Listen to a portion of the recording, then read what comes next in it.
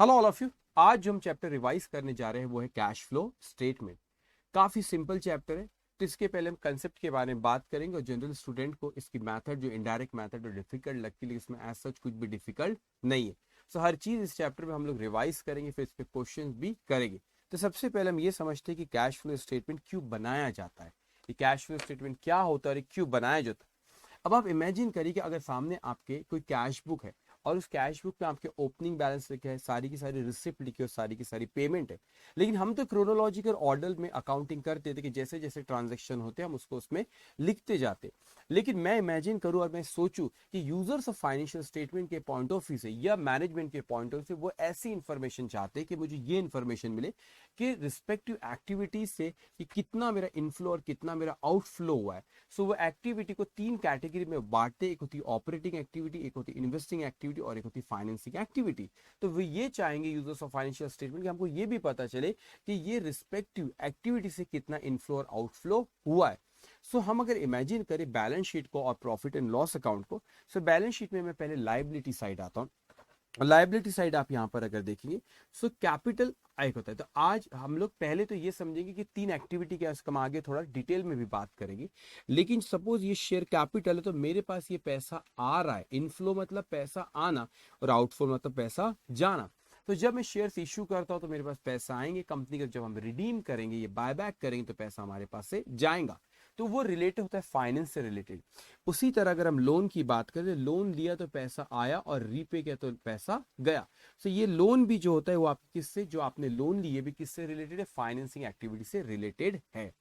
अब अगर हम लोग एसेट साइड में जो एसेट साइड में देखें तो वैसे इन्वेस्टमेंट और प्रॉपर्टी प्लांट एंड इक्विपमेंट जो होते हैं वहां पे। इन्वेस्टमेंट हमें ये लगता है कि जो इन्वेस्टमेंट हम शेयर्स डिबेंचर्स में करते हैं वही एक इन्वेस्टमेंट है। लेकिन नहीं, इसके अलावा भी अगर हम फिक्स एसेट जिसको हम पीपी कहते हैं अकाउंटिंग स्टैंडर्ड 10 के हिसाब से पीपी भी खरीदे, वो भी इन्वेस्टिंग एक्टिविटी होती है। यहाँ पर ये investing activities property plant and equipment या कोई इन्वेस्टमेंट हमने करी है। तो जब भी हमने कोई इन्वेस्टमेंट इसको अगर हमने बेचे तो इसको हमने अगर खरीदे तो हमारे पास से पैसा जाएगा आउटफ्लो।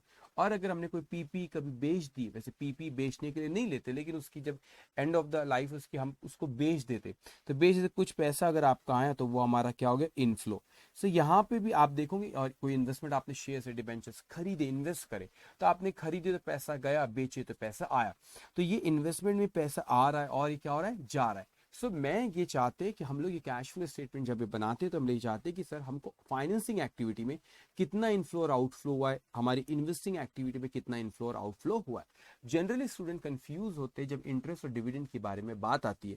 आप ये चीज ख्याल रखना हमेशा, जो इंटरेस्ट और डिविडेंड अगर आप जब भी देते हो या लेते हो आपने देखना उसकी मेन एक्टिविटी क्या है। फॉर एग्जाम्पल डिविडेंड और इंटरेस्ट अगर हमने पे करे, कंपनी ने डिविडेंड या इंटरेस्ट यहाँ पे पे करी, तो आप ये देखो कि भाई डिविडेंड और इंटरेस्ट हम क्यों पे करेंगे, हमने शेयर्स इशू करेंगे इसलिए डिविडेंड पे कर रहे होंगे, या फिर हमने लोन लिए तो हम लोग उसके ऊपर इंटरेस्ट पे कर रहे हैं। तो वो जो मेन एक्टिविटी है वो फाइनेंसिंग एक्टिविटी, शेयर इशू करे फाइनेंसिंग एक्टिविटी है, लोन लियो फाइनेंसिंग एक्टिविटी है।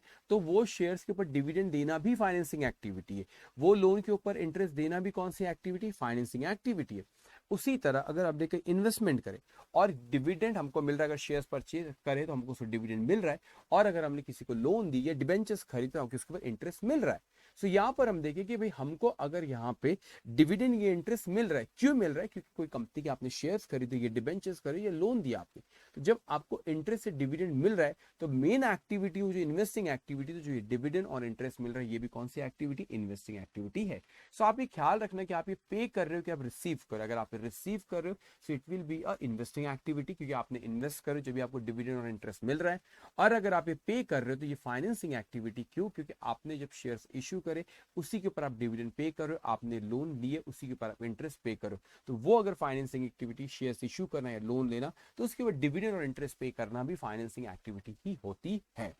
अब यहाँ पे हम वैसे डिटेल में बात करेंगे अभी कि what is operating activity, what is financing activity and what is investing activity. लेकिन मैं ऑपरेटिंग एक्टिविटी की बात करूँ, रेवेन्यू जनरेटिंग एक्टिविटी होती है आपके बिजनेस की, जो आप एक्सपेंसेस और जो इनकम आप ट्रेडिंग पीएनएल अकाउंट में लिखते हो, सो ये जो एक्टिविटी होती है, जो रेवेन्यू जनरेटिंग एक्टिविटी होती है आपकी, यहाँ पे जो बिजनेस से रिलेटेड होती है, ये होती है आपकी ऑपरेटिंग एक्टिविटी। सो मैंने देखा जाए तो फाइनेंशियल स्टेटमेंट अगर देखा जाए यहाँ पे, तो फाइनेंशियल स्टेटमेंट हम लोग अगर देखें तो हमारा ट्रेडिंग पीएनएल अकाउंट या बैलेंस शीट वो अलग अलग एक्टिविटीज में वहां बटा हुआ है, कुछ ऑपरेटिंग एक्टिविटी, कुछ इन्वेस्टिंग एक्टिविटी, कुछ फाइनेंसिंग एक्टिविटी। सो ये हम चाहते कि एक जगह पे लेकर इन्वेस्टिंग एक्टिविटी को लेकर, एक जगह पे फाइनेंसिंग एक्टिविटी को लेकर और आपकी ऑपरेटिंग एक्टिविटी को लेकर, ताकि ये पता चले कि पर्टिकुलर एक्टिविटी से कितना इनफ्लो और कितना आउटफ्लो है, तो यूजर्स ऑफ फाइनेंशियल स्टेटमेंट एक प्रॉपर डिसीजन ले सके। इसीलिए हमें कैश फ्लो स्टेटमेंट हम लोग बनाते हैं। सो इसके बारे में हम डिटेल में अभी बात करेंगे, what is operating, investing and financing activity. लेकिन उससे पहले हम लोग बात करते what do mean by cash, what do mean by cash. So accounting standard 3 cash flow statement से डील करता है, और वो कहता है as per accounting standard, as per accounting standard 3 issued by the council of ICA, cash includes cash in hand and demand deposit with bank। तो cash का मतलब वो कहता होता है, वो कहता है कि कैश इंक्लूड, जो कैश हमारे पास है वो, और डिमांड डिपॉजिट फॉर, जो वो पैसा जो बैंक से कभी भी विड्रॉ कर सकते हैं, आपने अपने करंट अकाउंट में पैसा जमा करा, विड्रॉ कर सकते हैं। तो कैश का मतलब होता है आपका इंक्लूड्स कैश एंड जो हमारा बैंक में बैलेंस है वो। साथ में कहते हैं कि कैश इक्विवेलेंट, कैश इक्विवेलेंट। अब कैश इक्विवेलेंट का मतलब ये होता है कि भी पहले ओके, कैश इक्विवेलेंट का मतलब, just 1 minute, okay, cash equivalent का मतलब होता है कि short term highly liquid investment. Highly liquid investment कौन से होते हैं? हाईली लिक्विड इन्वेस्टमेंट वो होते जिनकी मैच्योरिटी, जो आप कह सकते हैं कि 3 महीने या उससे कम है from the date of acquisition. तो जिसकी डेट ऑफ एक्विजिशन से 3 महीने उसके कम है, वो हाईली लिक्विड इन्वेस्टमेंट है। और वो कहते हैं which are readily convertible into known amount. हमको पता है कि ये हाईली लिक्विड इन्वेस्टमेंट हुआ कि जब इसको बेचेंगे किस अमाउंट में बिकेगा। We know the amount of cash and which are subject to insignificant risk of change in value. उसमें कोई भी सिग्निफिकेंट रिस्क नहीं है, इनसिग्निफिकेंट है, कोई भी रिस्क नहीं, उसकी वैल्यू कोई चेंज नहीं होती। हमको पता है हाईली लिक्विड इन्वेस्टमेंट बेचो तो कितने में बिकेगा, वो कैश इक्विवेलेंट होता है। सो हमारे पास अगर कैश और कैश इक्विवेलेंट की बात करें तो इसमें आता है हमारा कैश इन हैंड और हमारा बैलेंस विद बैंक। और कैश इक्विवेलेंट एक हाईली लिक्विड इन्वेस्टमेंट होता है जिसकी मैच्योरिटी 3 महीने से कम होती from the date of acquisition. और वो क्या है आपका, आपका उसके हमको कन्वर्टिबल नोन अमाउंट रहती है कि जब वो कन्वर्ट होगा कितना पैसा मिलेगा, और उसमें कोई सिग्निफिकेंट रिस्क नहीं है, इनसिग्निफिकेंट है वो, उसमें कोई रिस्क नहीं, उसकी वैल्यू बहुत फ्लक्चुएट नहीं हो रही, उसे हम कहते हैं कैश इक्विवेलेंट। सो यहाँ पर जैसे हमने देखी कि 3 एक्टिविटी, अभी तीनों एक्टिविटी के बारे में बात करूंगा, लेकिन एक चीज हमें ख्याल रखना है कि हमारा कैश फ्लो स्टेटमेंट जो होता है वो नॉन कैश ट्रांजेक्शन को वहां पे कवर नहीं करता। फॉर एग्जाम्पल आपने बोनस शेयर्स इश्यू करे, what entry we pass when we issue bonus share, we pass reserve and surplus account, debit equity share capital account.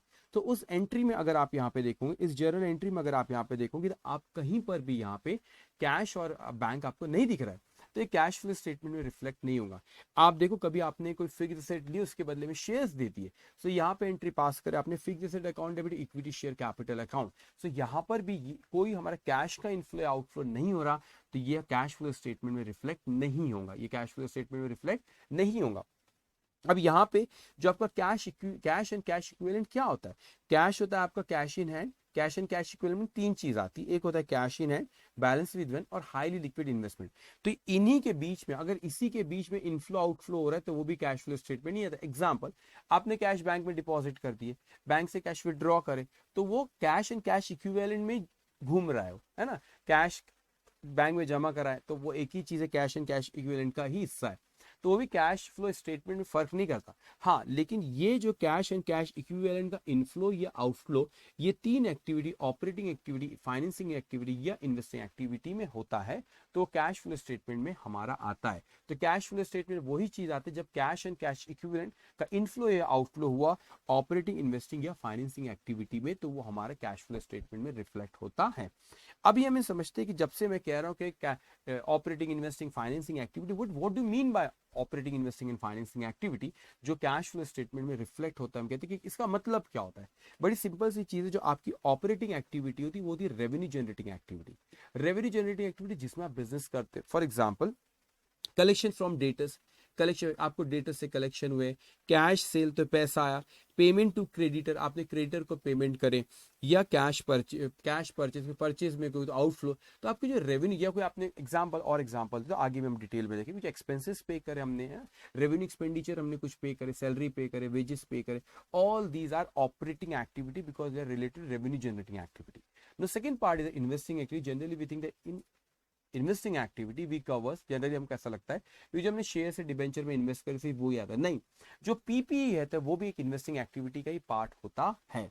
So यहाँ पर अगर related to fixed asset and investment, related to fixed asset और investment, इसमें कौन सी चीज आती है, परचेज ऑफ फिक्स्ड एसेट. आपने फिक्स्ड एसेट क्या करे, परचेज करे, परचेज ऑफ फिक्स्ड एसेट, तो आपका आउटफ्लो, जब भी पैसा जाएगा दैट इज आउटफ्लो, तो वो नेगेटिव ब्रैकेट में लिखते. जैसे परचेज ऑफ इन्वेस्टमेंट, ये आउटफ्लो नेगेटिव लिखा है. फिर इंटरेस्ट और डिविडेंड रिसीव्ड, इंटरेस्ट और डिविडेंड रिसीव कब होगा, जब आपने इन्वेस्टमेंट किया. तो जब आपने इन्वेस्टमेंट किए, हमने कोई कंपनी के शेयर से डिबेंचर परचेज कर, उस पर डिविडेंड इंटरेस्ट मिल रहा है, तो शेयर से डिबेंचर खरीदना एक इन्वेस्टिंग एक्टिविटी है, तो उसमें डिविडेंड और इंटरेस्ट मिलना भी इन्वेस्टिंग एक्टिविटी है. अब हम लोग बात फाइनेंसिंग एक्टिविटी, वो रिलेटेड टू किससे होता है, शेयर और लोन से होता है, शेयर से और लोन से होता है. तो हमने इश्यू ऑफ शेयर से पैसा आया, इनफ्लो, इश्यू ऑफ डिबेंचर्स पैसा आया, रिडेम्पशन ऑफ शेयर्स, रिडीम करे शेयर्स को तो पैसा गया, और उसके बाद इंटरेस्ट और डिविडेंड का पेड, वो भी हमारी फाइनेंसिंग एक्टिविटी. क्यों, क्योंकि शेयर्स इशू करना और डिबेंचर्स इशू करना वो हमारी फाइनेंसिंग एक्टिविटी, तो उन पे इंटरेस्ट या डिविडेंड पे करना भी हमारी फाइनेंसिंग एक्टिविटी कहलाती है.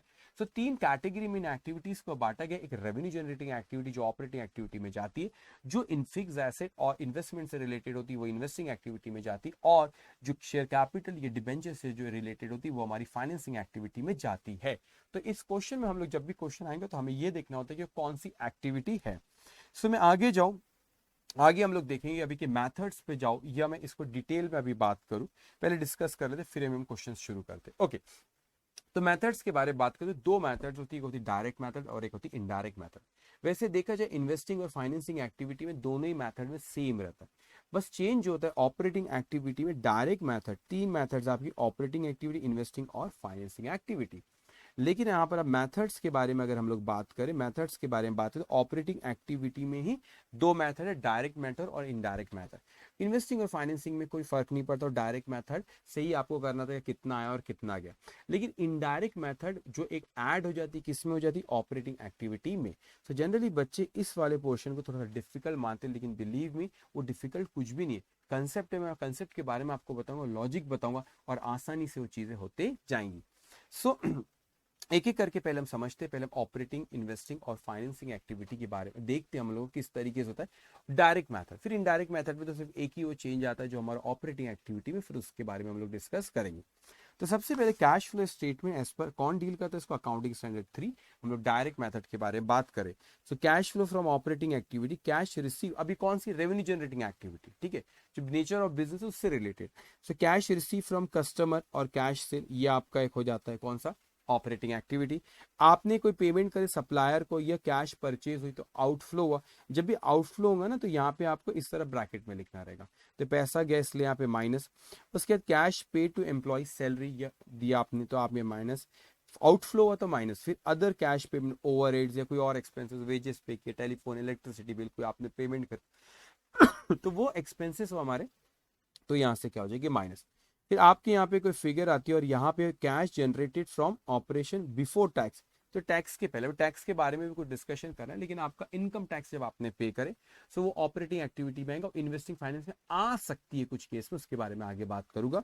फिर ये आपका आया था कैश फ्लो जो आपका ऑपरेटिंग एक्टिविटी से बिफोर टैक्स आया, आपने यहाँ पे उसमें से टैक्स माइनस करे, और फिर ये आपका कैश फ्लो आफ्टर टैक्स है. और अकाउंटिंग स्टैंडर्ड 3 कहता है कि कोई भी extra ordinary item, for example कोई केस था, कोई कोर्ट में केस चल रहा है, क्लेम चल रहा है, क्लेम हमको रिसीव हुआ, केस जीत गए और इनफ्लो हुआ या कभी आउटफ्लो हुआ, तो कोई भी एक्स्ट्रा ऑर्डिनरी आइटम अगर होता है तो वो एक्स्ट्रा ऑर्डिनरी आइटम को अकाउंटिंग स्टैंडर्ड 3 कहता है कि आप उसको सेपरेटली बताओ.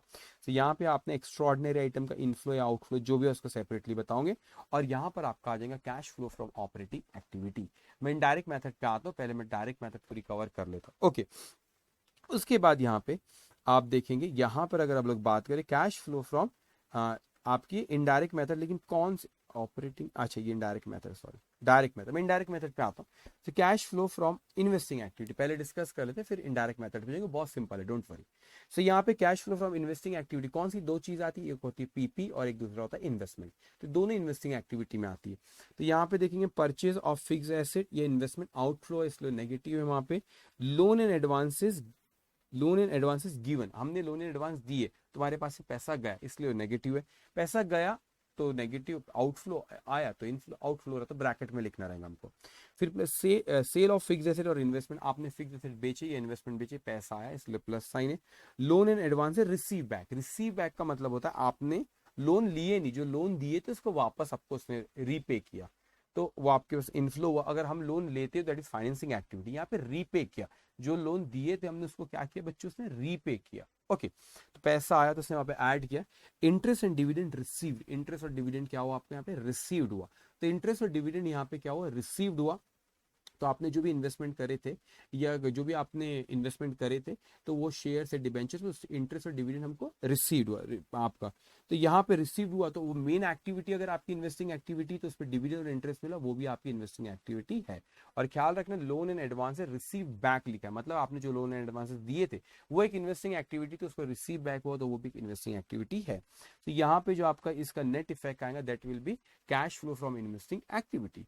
तीसरी एक्टिविटी जो होती है हमारी वो होती है फाइनेंसिंग एक्टिविटी, तो वो रिलेटेड विद शेयर कैपिटल और किससे, लोन से। सो यहाँ पे proceed from issue of shares, capital, debenture या लोन टेकन, आपने लोन लिए, ये शेयर्स इशू करे, डिबेंचर इशू करे, फाइनेंसिंग एक्टिविटी। अब रीपेमेंट करे, आपने शेयर्स इशू करे थे तो आपने repayment of preferential capital, debenture को या लोन रीपे करे या बायबैक करे, तो आउटफ्लो हुआ इसलिए यहाँ पे से माइनस लिखा। इंटरेस्ट और डिविडेंड आपने पे करे, कब पे करते, जब आप लोन या शेयर्स इशू करते उस पर डिविडेंड या इंटरेस्ट हम पे करते। तो अगर लोन और शेयर्स, जो शेयर्स इशू करना या लोन लेना अगर फाइनेंसिंग एक्टिविटी है, तो इंटरेस्ट और डिविडेंड पे करना भी फाइनेंसिंग एक्टिविटी। फिर यहाँ पे जो आपका नेट इफेक्ट आएगा that will be cash flow from financing activity. So तीनों एक्टिविटी से जो हमारा आया cash flow from operating, investing और फाइनेंसिंग एक्टिविटी, उसका आप ये टोटल करते और यहाँ पे ओपनिंग बैलेंस कैश और कैश इक्विवेलेंट का और क्लोजिंग बैलेंस कैश और कैश इक्विवेलेंट का लिखते। यहाँ पर आप अगर suppose cash and cash equivalent का ओपनिंग बैलेंस आपके पास 10 लाख था, क्लोजिंग 12 लाख है, मतलब 2 लाख रुपए से इस साल में आपका बड़ा है। तो कैसे बड़ा 2 लाख, तो ये रीजन आपका जो यहाँ पे तीनों एक्टिविटी का टोटल आएगा, that should be difference between opening and closing balance of cash and cash equivalent. So हमारे पास इससे हमको, सॉरी, इससे हमको पता चलता है कि कैश एंड कैश इक्विवेलेंट का ओपनिंग अगर 10 लाख है, क्लोजिंग 12 लाख है हमारा, तो इससे पता चलता है कि भाई हमारे पास ऑपरेटिंग, इन्वेस्टिंग और फाइनेंस एक्टिविटी, तीनों एक्टिविटी कर हम लोग इनफ्लो आउटफ्लो का नेट इफेक्ट ले तो 2 लाख रुपए एग्जांपल आता है। तो ये पता चलता है कि 2 लाख क्यों बड़ा, इन्वेस्टिंग की वजह से कितना बड़ा, फाइनेंसिंग की वजह से कितना और ऑपरेटिंग की वजह से कितना बड़ा है। सो ये इस तरीके से हम करते हैं। अब क्या करते हैं हम लोग, कुछ क्वेश्चंस करते हैं कि एक्टिविटीज पहचानते हैं कि कौन सी एक्टिविटीज पे हम कुछ क्वेश्चन करते हैं, फिर डायरेक्ट मेथड से हम कुछ क्वेश्चंस करेंगे और उसके बाद बच्चों फिर मैं आपको इनडायरेक्ट मेथड बताता हूँ, बहुत सिंपल है, इसमें हम क्वेश्चंस भी करेंगे। यहाँ पे आप देख रहे हैं, यहाँ पे स्क्रीन पे जो आपको ये दिख रहा है, ये मेरे मतलब रेगुलर बैच की ये वर्किंग है, तो यहाँ पर मैंने उसका आपके रिवीजन के नोट्स में लिया।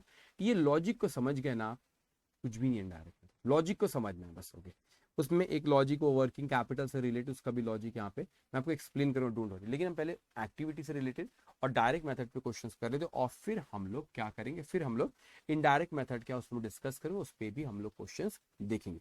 सो please come to question number 1। इसमें हमको कहते हैं कि हमको ये पता लगाना है कि कौन सा, ये ऑब्जर्व करा कि इंस्टीट्यूट ने अपने एग्जामिनेशन में ऐसे एक्टिविटीज पे भी क्वेश्चन पूछे कि बताओ ये कौन सी एक्टिविटी है, तो पता लगाना। जैसे यहाँ पे question number 1, classify the following activity in operating activity, operating activity, investing activity और कौन सी, फाइनेंसिंग एक्टिविटी या कैश इक्वल। 3 एक्टिविटी और ये कैश एंड कैश इक्विवेलेंट है, वो भी अगर कुछ आइटम रहे तो हमको कहना रहेगा। लेकिन एक चीज मेरे को, एक और चीज आपसे कहना था, मैं उसको पहले कह देता हूँ फिर इस पे आता, आई एम सॉरी। पहले इनकम टैक्स कुछ पॉइंट्स है मैं कह देता हूँ, फिर मैं आप पे आता हूँ।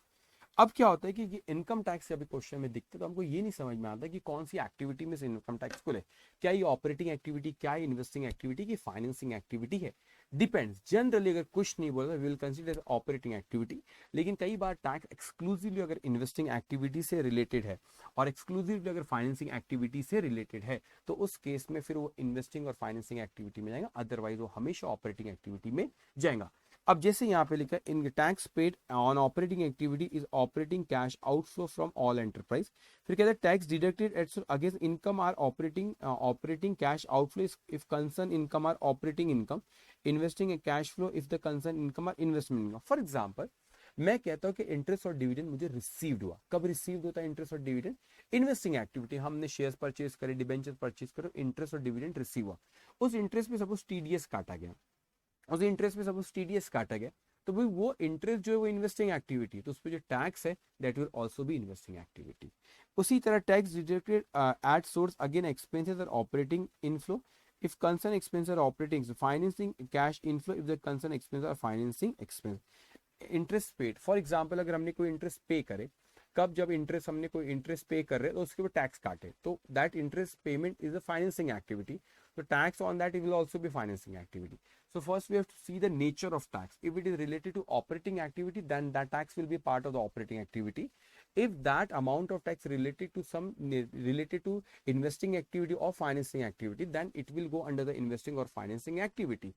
If the TDS deducted on, suppose if the TDS deducted on the interest received, then that is a part of the investing activity, because when we receive the interest, it is a part of the investing activity. The tax on that will also be investing activity. If it is any item related to financing activity, then tax on that particular item will also be a financing activity. If not specifically mentioned in the question whether it is a investing activity or a financing activity, it will come under the category of operating activity if nothing is mentioned in the question. Okay, now the second point is insurance claim received. Insurance claim received is an extraordinary item, and it is specifically mentioned in the question. It's an extraordinary item under the operating activity, should be separately shown, where inflow or outflow whatever, but it should be separately shown. Now what happened, where it should be reflected extraordinary item, if not where it should be reflected operating, investing or financing activity, where it should be reflected, it depends the extraordinary item related to which. For example, if suppose the insurance claim received for the loss due to loss of stock, when we receive the insurance claim for the loss of stock, that stock is related to operating activity. So yeah, listen, the insurance claim received against the loss of stock or loss of profit are extraordinary operating cash flow, so it will be reflected under the operating activity. Now suppose insurance claim received against the loss of fixed asset, fixed asset is not operating activity, it comes under the category of investing activity. What happen in that case, if it comes under the category of investing activity, so उसके ऊपर अगर हमको insurance claim मिल गया तो वो insurance claim भी कहां पर आ जाएगा, हमारा इन्वेस्टिंग एक्टिविटी में आ जाएगा. सो हमें ये देखना पड़ेगा एक्स्ट्राऑर्डिनरी आइटम जब भी आता है कि वो एक्स्ट्राऑर्डिनरी आइटम किससे रिलेटेड है. जिस तरीके से मैंने आपसे टैक्स के केस में कहा, तो टैक्स के केस में जैसे कहा वैसा ही आपको यहाँ पे एक्स्ट्रा इंश्योरेंस क्लेम के केस में भी देखना पड़ेगा एक्स्ट्राऑर्डिनरी में कौन सी एक्टिविटी से रिलेटेड. फिक्स एसेट आपकी इन्वेस्टिंग एक्टिविटी, तो उसमें अगर क्लेम मिल रहा है तो वो इन्वेस्टिंग एक्टिविटी में आएगा आप लोगों का. आपका स्टॉक या loss of profit operating activity, उसमें कोई क्लेम मिल रहा है तो that will come under operating activity. Now ASC require separate disclosure, मैंने आपसे पहले भी कहा extraordinary cash flow, classifying the cash flow from operating investing of finance sector as the case में भी. बस जहां पर भी उसको अलग से हमको बताना पड़ेगा क्योंकि वो एक्स्ट्राऑर्डिनरी आइटम है. तो आपने नेचर देखना कि वो एक्स्ट्राऑर्डिनरी आइटम किस से रिलेटेड है. जो भी एक्टिविटी से रिलेटेड हो उस एक्टिविटी में वो आ जाएगा. अगर कुछ नहीं बोला so we can call it it is an extraordinary item which come under operating activity. जैसे टैक्स का कुछ नहीं बोलता ऑपरेटिंग एक्टिविटी, वैसे एक्स्ट्राऑर्डिनरी आइटम में कुछ नहीं कहा तो it will come under operating activity. Now I'm coming to question number 1. We'll solve some question on activity to find out the activity, and then we'll move to direct method. After that I will discuss about the indirect method, we'll discuss about the concept, and we'll solve some question on indirect method as well. So now please come to question number 1. ये क्या कह रहा है आपसे question number 1? वो कहता है कि सबसे पहले कि classify the following activities as operating activity, investing activity, financing activity. कौन सी एक्टिविटी? ये कैश एंड कैश इक्विवेलेंट है क्या? तो सबसे पहले हमने यहाँ पे लिखे, आप इसका आंसर्स नहीं लिखे, मैं लिखते जा रहा हूँ, आपने भी लिख लेना. सबसे पहले यहाँ पे लिखे परचेज ऑफ मशीनरी, ये होगी आपकी investing activity. Then proceed from fix asset है क्योंकि वो proceed from issuance of equity shares, financing activity. Cash sales, operating activity. उसके बाद proceed from long term borrowing, borrow करे, फाइनेंसिंग एक्टिविटी. ट्रेड रिसीवेबल से पैसे मिला, operating activity. Cash receive from trade receivable, debtor से मिला, प्रोसीड फ्रॉम ट्रेड रिसीवेबल. और cash receive from trade receivable, operating activity. फिर trading commission receive, trading commission जिसमें हम ट्रेड का उसमें कमीशन रिसीव हो, ऑपरेटिंग एक्टिविटी. इन्वेस्टमेंट परचेज करे, investing activity. Redemption of preference share, when we issue preference share we call it financing activity. So when we redeem preference share, that is also financing activity. Cash purchase, operating activity. Proceed from sale of investment, investing activity. Purchase of goodwill, investing activity. Cash paid to supplier, creditor, operating activity. Interim dividend paid, financing activity. Wages and salaries paid, operating activity. Then proceed from sale of patent is intangible asset, investing activity. फिर interest received on debenture held as investment, interest received हुआ, हमने debenture investment था तो आपको जो उस पर interest मिला that is also investing activity. Interest paid borrowing पे तो ये आपकी financing activity. Office and administration expenses paid, operating activity. Manufacturing overheads paid, operating activity. Dividend receive on share held, dividend received हुआ इन्वेस्टमेंट पे तो ये कौन सी एक्टिविटी, इन्वेस्टिंग एक्टिविटी. ना rent received on property held as investment, आपको rent received हुआ लेकिन आपका बिजनेस नहीं, आपने कोई प्रॉपर्टी एज एन इन्वेस्टमेंट रखे हो और उसके ऊपर आपको रेंट रिसीव्ड हुआ तो ये भी आपकी कौन सी एक्टिविटी, इन्वेस्टिंग एक्टिविटी, क्योंकि प्रॉपर्टी आपकी इन्वेस्टमेंट है उस पर rent receive, that will also be investing activity. Selling and distribution expenses paid, operating activity. Then income tax paid, if nothing is mentioned, we will consider it as operating activity. Dividend paid on preference shares के ऊपर आपने dividend पे करे तो dividend pay करे तो ये क्योंकि आपकी financing activity. Underwriting sorry underwriting commission is also financing activity. Why, कब अंडरराइटिंग कमीशन कब देते हैं, शेयर्स इश्यू करते हैं ना, उसको बोलते हैं कमीशन देते हैं अपन, तो इसीलिए ये भी आपकी financing activity. Rent paid, operating activity. Rent ये बिजनेस का रेंट है, आपने कोई प्रीमाइसेस बिजनेस के लिए, दैट इज ऑपरेटिंग एक्टिविटी. वहां पे रेंट रिसीव्ड हुआ था, आपने कोई इन्वेस्टमेंट करे प्रॉपर्टी के उसके ऊपर तो इसलिए वो इन्वेस्टिंग एक्टिविटी थी. Brokerage paid on purchase of investment, investing activity.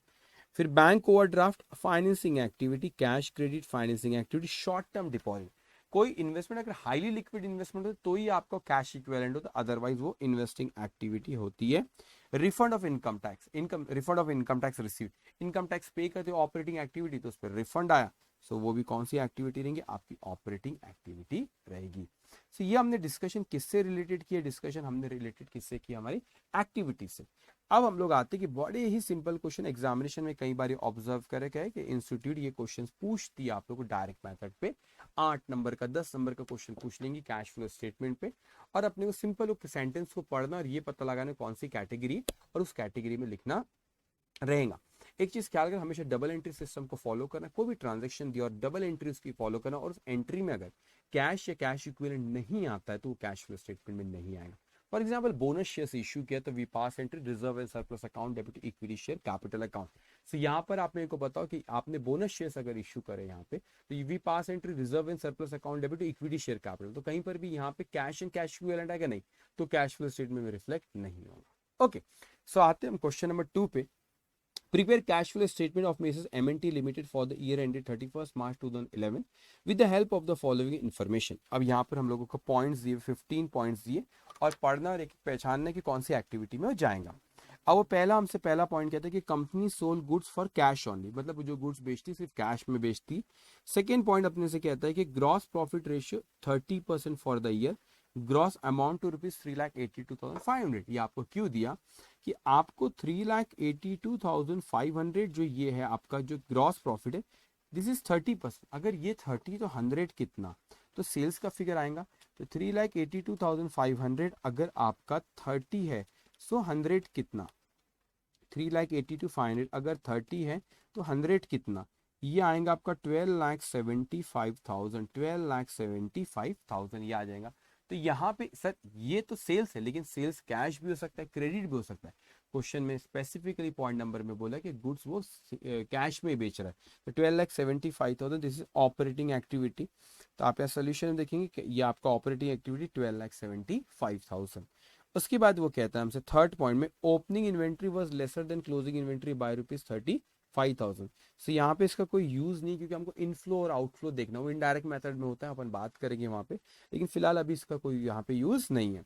Wages and wages paid during the year 4,92,500. कई बार बच्चों को ये भी डिफिकल्ट होता है कि डायरेक्ट या इनडायरेक्ट कौन सी मेथड से, मैं बताऊंगा कैसे फाइंड आउट करना है कि डायरेक्ट मेथड से करना है कि आपको इनडायरेक्ट मेथड से करना है। अब यहाँ पे हमको कहता है, अब हम डिस्कस करेंगे उसको इनडायरेक्ट मेथड के वक्त। यहाँ पे कहते हैं wages paid during 490 to find, कौन सी एक्टिविटी बच, operating activity. Office and selling expenses paid during the 75,000. This is also operating activity. So 4,92,500 and office expense 75,000 paid है, outflow इसलिए ब्रैकेट में लिखा हुआ है। उसके dividend paid during the year, dividend आपने पे करे, फाइनेंसिंग एक्टिविटी 30,000 से 30,000 फाइनेंसिंग एक्टिविटी। उसके बाद bank loan repaid during the year 2,15,000, आपने बैंक लोन रीपे करे, तो बैंक लोन लेते हो फाइनेंसिंग एक्टिविटी है, रीपे करना इज ऑल्सो फाइनेंसिंग एक्टिविटी। 2,15,000 15,000 रुपए का इंटरेस्ट है, this 15,000 is also financing activity. तो 2,15,000 रुपए आपकी फाइनेंसिंग एक्टिविटी में आपने यहाँ पे लिखे, एक सेकेंड में यहाँ पे, ये इन्वेस्टिंग एक्टिविटी, ये फाइनेंसिंग एक्टिविटी, ठीक है, यहाँ पे ऑपरेटिंग या ऑपरेटिंग एक्टिविटी, ओके। उसके बाद हमसे कहता है कि trade payable on 31 March 2020 exceed the balance on 31 March 2021 by ₹20। को डायरेक्ट मेथड में इसका कोई यूज नहीं, इनडायरेक्ट मेथड में आपको बताऊंगा कि ये वर्किंग कैपिटल चेंजेस का लॉजिक है, वहां पे इसका यूज है। अभी हमारे लिए कोई यूज नहीं, हम डायरेक्ट मेथड से कर रहे हैं, और कैसे पहचाना डायरेक्ट या इनडायरेक्ट उस पर भी अपन आगे डिस्कस करेंगे। Amount paid to trade payable, ये आपकी ऑपरेटिंग एक्टिविटी 4,60,000, यहाँ पे नीचे लिखा हुआ operating activity 4,60,000। Tax paid during the year amount to ₹65,000 on provision for tax as on 30। अब इसमें पेड का अमाउंट आपको दे दिया ना, कितना टैक्स पे करे, तो प्रोविजन से अपने को कोई मतलब नहीं, इनडायरेक्ट मेथड में होता है, अपन वहां बात करेंगे। टैक्स पे करे 65,000, ये आपने कुछ नहीं बोला, तो आपने ऑपरेटिंग एक्टिविटी मान ली। उसके बाद यहाँ पे investment of ₹7 lakh sold during the year for at a profit of ₹20,000, तो 7 लाख का इन्वेस्टमेंट है, 20,000 के प्रॉफिट में बेचे, तो 7,20,000 में बेचे, तो ये इन्वेस्टिंग एक्टिविटी वहां पे आएगा आपका 7,20,000। उसके बाद हमसे वहां पे कहता है depreciation on fix amount to ₹85,000, ये मेरे लिए यहाँ पे रेलेवेंस नहीं है, यहाँ पे मेरे लिए जो मैंने यहाँ पे, ये यहाँ पे रेलेवेंस नहीं है। डेप्रिसिएशन इनडायरेक्ट मेथड में रेलेवेंस होता है, पीएनएल के प्रॉफिट का बेस मानते हैं, इसलिए डायरेक्ट मेथड में मेरे कोई काम का नहीं। मेरे को सिर्फ इतना देखना है कितना आया और कितना गया और कौन सी एक्टिविटी, बस मेरे को इतना समझता है डायरेक्ट मेथड में, और कोई मेरे लिए रेलेवेंस नहीं रखता है। फिर ये कहता है plant and machinery purchase on 15 November 2020 for ₹2,50,000, आपने प्लांट एंड मशीनरी परचेज करे, कितने का परचेज करे, 2,50,000 का, ये आपकी इन्वेस्टिंग एक्टिविटी 2,50,000 आउटफ्लो इसको ब्रैकेट में लिखे। उसके बाद ये आपका ये इन्वेस्टिंग एक्टिविटी थी आपकी, ये भी आपकी इन्वेस्टिंग एक्टिविटी। फिर कहते हैं अच्छा कैश का आपको ओपनिंग बैलेंस और क्लोजिंग बैलेंस दिया है, तो ओपनिंग आपको यहाँ पे क्वेश्चन में 2 लाख दिया है, क्लोजिंग आपका 6,07,500। तो जब भी एग्जामिनेशन में अपने को कैश और कैश इक्विवेलेंट का ओपनिंग और क्लोजिंग बैलेंस दिया, तो दोनों का जो डिफरेंस होगा that will B total of operating, investing and financing activity, तो क्रॉस चेक भी हो जाता है। जैसे यहाँ पे हमने को क्वेश्चन में ओपनिंग दिया 2 लाख और क्लोजिंग दिया 6,07,500, तो जो दोनों का जो डिफरेंस है 4,07,500, तो यहीं पे अपनी ऑपरेटिंग, इन्वेस्टिंग, फाइनेंसिंग एक्टिविटी की टोटल भी इतनी ही आना चाहिए। तो यहाँ पर देखेंगे हम लोग, यहाँ पे देखेंगे अपनी ऑपरेटिंग एक्टिविटी, ये यहाँ पे ये जो आउटफ्लो की टोटल की operating activity before tax, tax पे करा, ये अमाउंट आया। वैसे और एक कॉलम बना के इसका आउटर कॉलम पे भी लिख सकते थे, इट्स ओके। तो ये आपकी ये आपका किसकी टोटल हुई, आपकी ऑपरेटिंग एक्टिविटी, ये इन्वेस्टिंग एक्टिविटी, और ये आपकी फाइनेंसिंग एक्टिविटी। तो यहाँ पे नेगेटिव फिगर आ रहा है, फाइनेंसिंग में आउटफ्लो ज्यादा हुआ है, 2,15,000, ये 2,45,000 आउटफ्लो ज्यादा हुआ है, तो यहाँ पर आपने टोटल करता था 4,07,500, तो इन दोनों का डिफरेंस, ओपनिंग और क्लोजिंग का जो डिफरेंस होता है, ओपनिंग और क्लोजिंग का जो डिफरेंस होता है, वही आपकी टोटल होती है आपकी नेट, वो आप ऑपरेटिंग, इन्वेस्टिंग और फाइनेंसिंग। बहुत ही सिंपल चैप्टर है, बहुत ही सिंपल चैप्टर, इसमें कुछ भी नहीं। इस चैप्टर के बाद हमें अभी तो चल रहा है डिस्कशन, बता रहा हूँ कि इस चैप्टर के बाद इंश्योरेंस क्लेम चैप्टर हम लोग शुरू करेंगे, और फिर उसके बाद हम लोग अकाउंटिंग फ्रॉम इनकम्प्लीट रिकॉर्ड, वो जो 6 चैप्टर आपके, ये कंपनीज अकाउंट का लास्ट चैप्टर है। इसके बाद वो 6 चैप्टर स्पेशल ट्रांजेक्शन वाले जो आपके insurance claim, accounting from incomplete record, hire purchase, department, branch investment, वो 6 चैप्टर, और फिर एक अकाउंटिंग स्टैंडर्ड सारे डिस्कस करेंगे। ओके, सब आते हैं क्वेश्चन नंबर 3 पे, और उसको डिस्कस करते। सिंपल है, prepare cash flow for gamma limited for the year ending 31 March 2021 from the following information. अब हर पॉइंट को अच्छे से पढ़ना, इंटरप्रेट करना, और उसको जो एक्टिविटी, रेलेवेंट एक्टिविटी है, उस एक्टिविटी में जाकर उसको लिख देंगे। जैसे कि आपसे यहाँ पे कहता है, फर्स्ट पॉइंट आपसे कहता है वो cash sales for the year amounted to rupees 135 crore, out of which 60% was cash sale. तो मेरे को कैश फ्लो स्टेटमेंट मुझे तो वही लिखना है कि जो मेरा कैश से इनफ्लो और आउटफ्लो होगा। एक मिनट, लेकिन यहाँ पे 135 करोड़ है, 135 करोड़ का 60% लूँ तो 60% कैश सेल है, उसका 60% लूँ तो वो आता है 81। तो ये कैश सेल 81 है, लेकिन यहाँ पे देखो आपको क्वेश्चन में डेटर्स, क्रेडिटर्स और बैंक के यहाँ पे ओपनिंग और क्लोजिंग बैलेंस दिए। तो ठीक है, बैंक का ओपनिंग क्लोजिंग तो कैश फ्लो स्टेटमेंट लिखते हैं 6 और 18.2, 6 और ये 18.2, तो दोनों का डिफरेंस है 12.2। आपकी टोटल आना चाहिए, एग्जाम में इस तरीके से क्रॉस चेक भी हो जाता है। लेकिन बहुत सिंपल है बच्चों, जब ये दिया आपको अकाउंट की बेसिक को थामे रखना, इससे इजी सब्जेक्ट आज तक के बना नहीं है। ये आपका एक डेटर्स अकाउंट बना है और ये आपका क्रेडिटर्स अकाउंट है, डेटर्स अकाउंट और ये आपका क्रेडिटर्स अकाउंट। ध्यान से, तो मैं कहता हूँ डेटर्स का आपको ओपनिंग बैलेंस जैसे यहाँ पे दिया हुआ है, डेटर्स एसेट है, एसेट के डेबिट बैलेंस होते हैं। सो आपने ओपनिंग लिखी यहाँ पे 45 और आपने क्लोजिंग लिखे कितना 50। उसी तरह क्रेडिटर लाइबिलिटी है, लाइबिलिटी के क्रेडिट बैलेंस होते थे, उसका ओपनिंग बैलेंस क्रेडिट साइड में हम लोग लिखेंगे, दैट इज 21 और क्लोजिंग बैलेंस आपका 23। सो मैंने डेटर्स और क्रेडिटर्स अकाउंट के ओपनिंग और क्लोजिंग लिख लिया। अब यहाँ पर अगर फर्स्ट पॉइंट में बात करें, कैश सेल 81 था, तो ये 81 आपने यहाँ पे ऑपरेटिंग एक्टिविटी में लिख लिए, ऑपरेटिंग एक्टिविटी में लिख लिए। ओके, सो ऑपरेटिंग एक्टिविटी में 81 लिख ले, लेकिन क्रेडिट सेल की एंट्री क्या पास हुई थी, debtors account debit to sales account. तो 135 का 40% अगर लो, वो तो 54। तो debtors account debit to sales account, ये हो गया 54। सर ये क्यों लिख रहे हो, वो तो इनफ्लो आउटफ्लो नहीं हुआ ना, वो इसलिए लिख रहे हो collection from debtor income. Accounting is an equation, कोई भी एक मिसिंग फिगर फाइंड आउट हो जाती है। तो कलेक्शन फ्रॉम डेटर क्वेश्चन में नहीं दिया होगा तो वहां से फाइंड आउट हो जाएगा। पेमेंट टू क्रेडिटर भी, अगर परचेज का फिगर आपने वहां पे क्रेडिट परचेज का फिगर लिखे, तो पेमेंट टू क्रेडिटर कितना है वो भी फाइंड आउट हो जाएगा। ओके, सो उसको अपन बाद में देखेंगे, मगर जो इन्फॉर्मेशन आती जा रही है उसको हम लिखते जाएंगे। अब वो कहता है purchase for the year amounted to rupees 55 crore, out of which credit purchase 80%, या क्रेडिट परचेज बोला 80%। तो 55 का 80% होता है आपका 44। Entry will be purchase account debit to creditor account. तो क्रेडिटर अकाउंट का आपने क्रेडिट करेंगे 44 से। अब आपका cash purchase 20%। If credit purchase is 80%, then cash purchase will be 20%. So entry will be purchase account debited to cash account। 55 का आपका 20% होता है 11। तो यहाँ पर आप देखो 11 ये आउटफ्लो, कैश परचेज 11। ओके, उसके बाद यहाँ पे थर्ड पॉइंट कहता है administrative and selling expense amounted to rupees 18 crore and salary paid amounted to rupees 22 crore. जो आपने एडमिनिस्ट्रेटिव सेलिंग एक्सपेंस पे करे और जो आपने सैलरी पे करे वो आपकी कौन सी एक्टिविटी, ऑपरेटिंग एक्टिविटी। तो 18 एंड 22, ये ऑपरेटिंग एक्टिविटी में 18 और 22, ये 18 और ये आपका 22, ये ऑपरेटिंग एक्टिविटी। उसके बाद यहाँ पे कहता है कि the company redeem debenture of 20 crore at a premium of 10%। Debenture holder were issued equity share of rupees 15 crore towards redemption and the balance was paid in cash। Debenture interest, ये point फिर अलग है, इसको अपन बाद में बात करेंगे। लेकिन इन्होंने करे क्या, एंट्री पास करना सीधा। इन्होंने करे क्या इसमें, कि मैं कहता हूँ इन्होंने करे क्या, डिबेंचर रिडीम कर दो, डिबेंचर अकाउंट डेबिट 20 करोड़, उस पर प्रीमियम पे कर दो, premium redemption of debenture account debit 10% 2 crore, to equity share कह दिए 15 करोड़ के, बैलेंस कैश में पे करे, कैश एंड बैंक। तो यहाँ पे 22 माइनस 15 7 करोड़ का आउटफ्लो है। तो आपने डिबेंचर रिडीम करे वो 20 करोड़ के, उसमें प्रीमियम 2 करोड़, 22 करोड़ में से आपने जो डिस्चार्ज करे जब लाइबिलिटी, आपने उसमें 15 करोड़ की इक्विटी शेयर दी, तो 7 करोड़ बैलेंस इन कैश और बैंक। तो आपने ये जो रिडीम करे, तो फाइनेंसिंग एक्टिविटी देखेंगे आप यहाँ पे, फाइनेंसिंग एक्टिविटी 7 करोड़। तो एंट्री पास करना सीधा। फिर वो कहता है कि डिबेंचर इंटरेस्ट पे करे, उसी पॉइंट में हमसे कहता है कि debenture interest paid during the year was rupees 1.5 crore.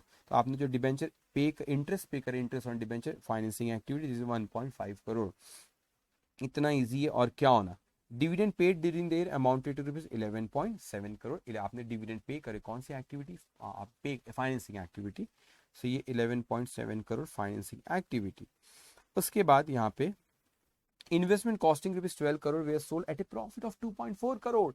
12 crore की इन्वेस्टमेंट को 2.4 करोड़ के प्रॉफिट पे बेचे, तो यहाँ पे एंट्री पास हुई। Bank account debit 14.4 crore to investment account 12 to profit on sale of investment 2.4। But how much is the inflow, that is 12 plus 2.4 that is 14.4। तो यहाँ पे सेल ऑफ इन्वेस्टमेंट 14.4 आपका ये आ गया इन्वेस्टिंग एक्टिविटी में। उसके बाद यहाँ पे वो कहता है आपका 8 crore was paid 8 crore was paid towards income tax during the year. आपने 8 करोड़ टैक्स पे करे, ऑपरेटिंग एक्टिविटी, तो ऑपरेटिंग एक्टिविटी में ये देखो इनकम टैक्स पेड 8 करोड़।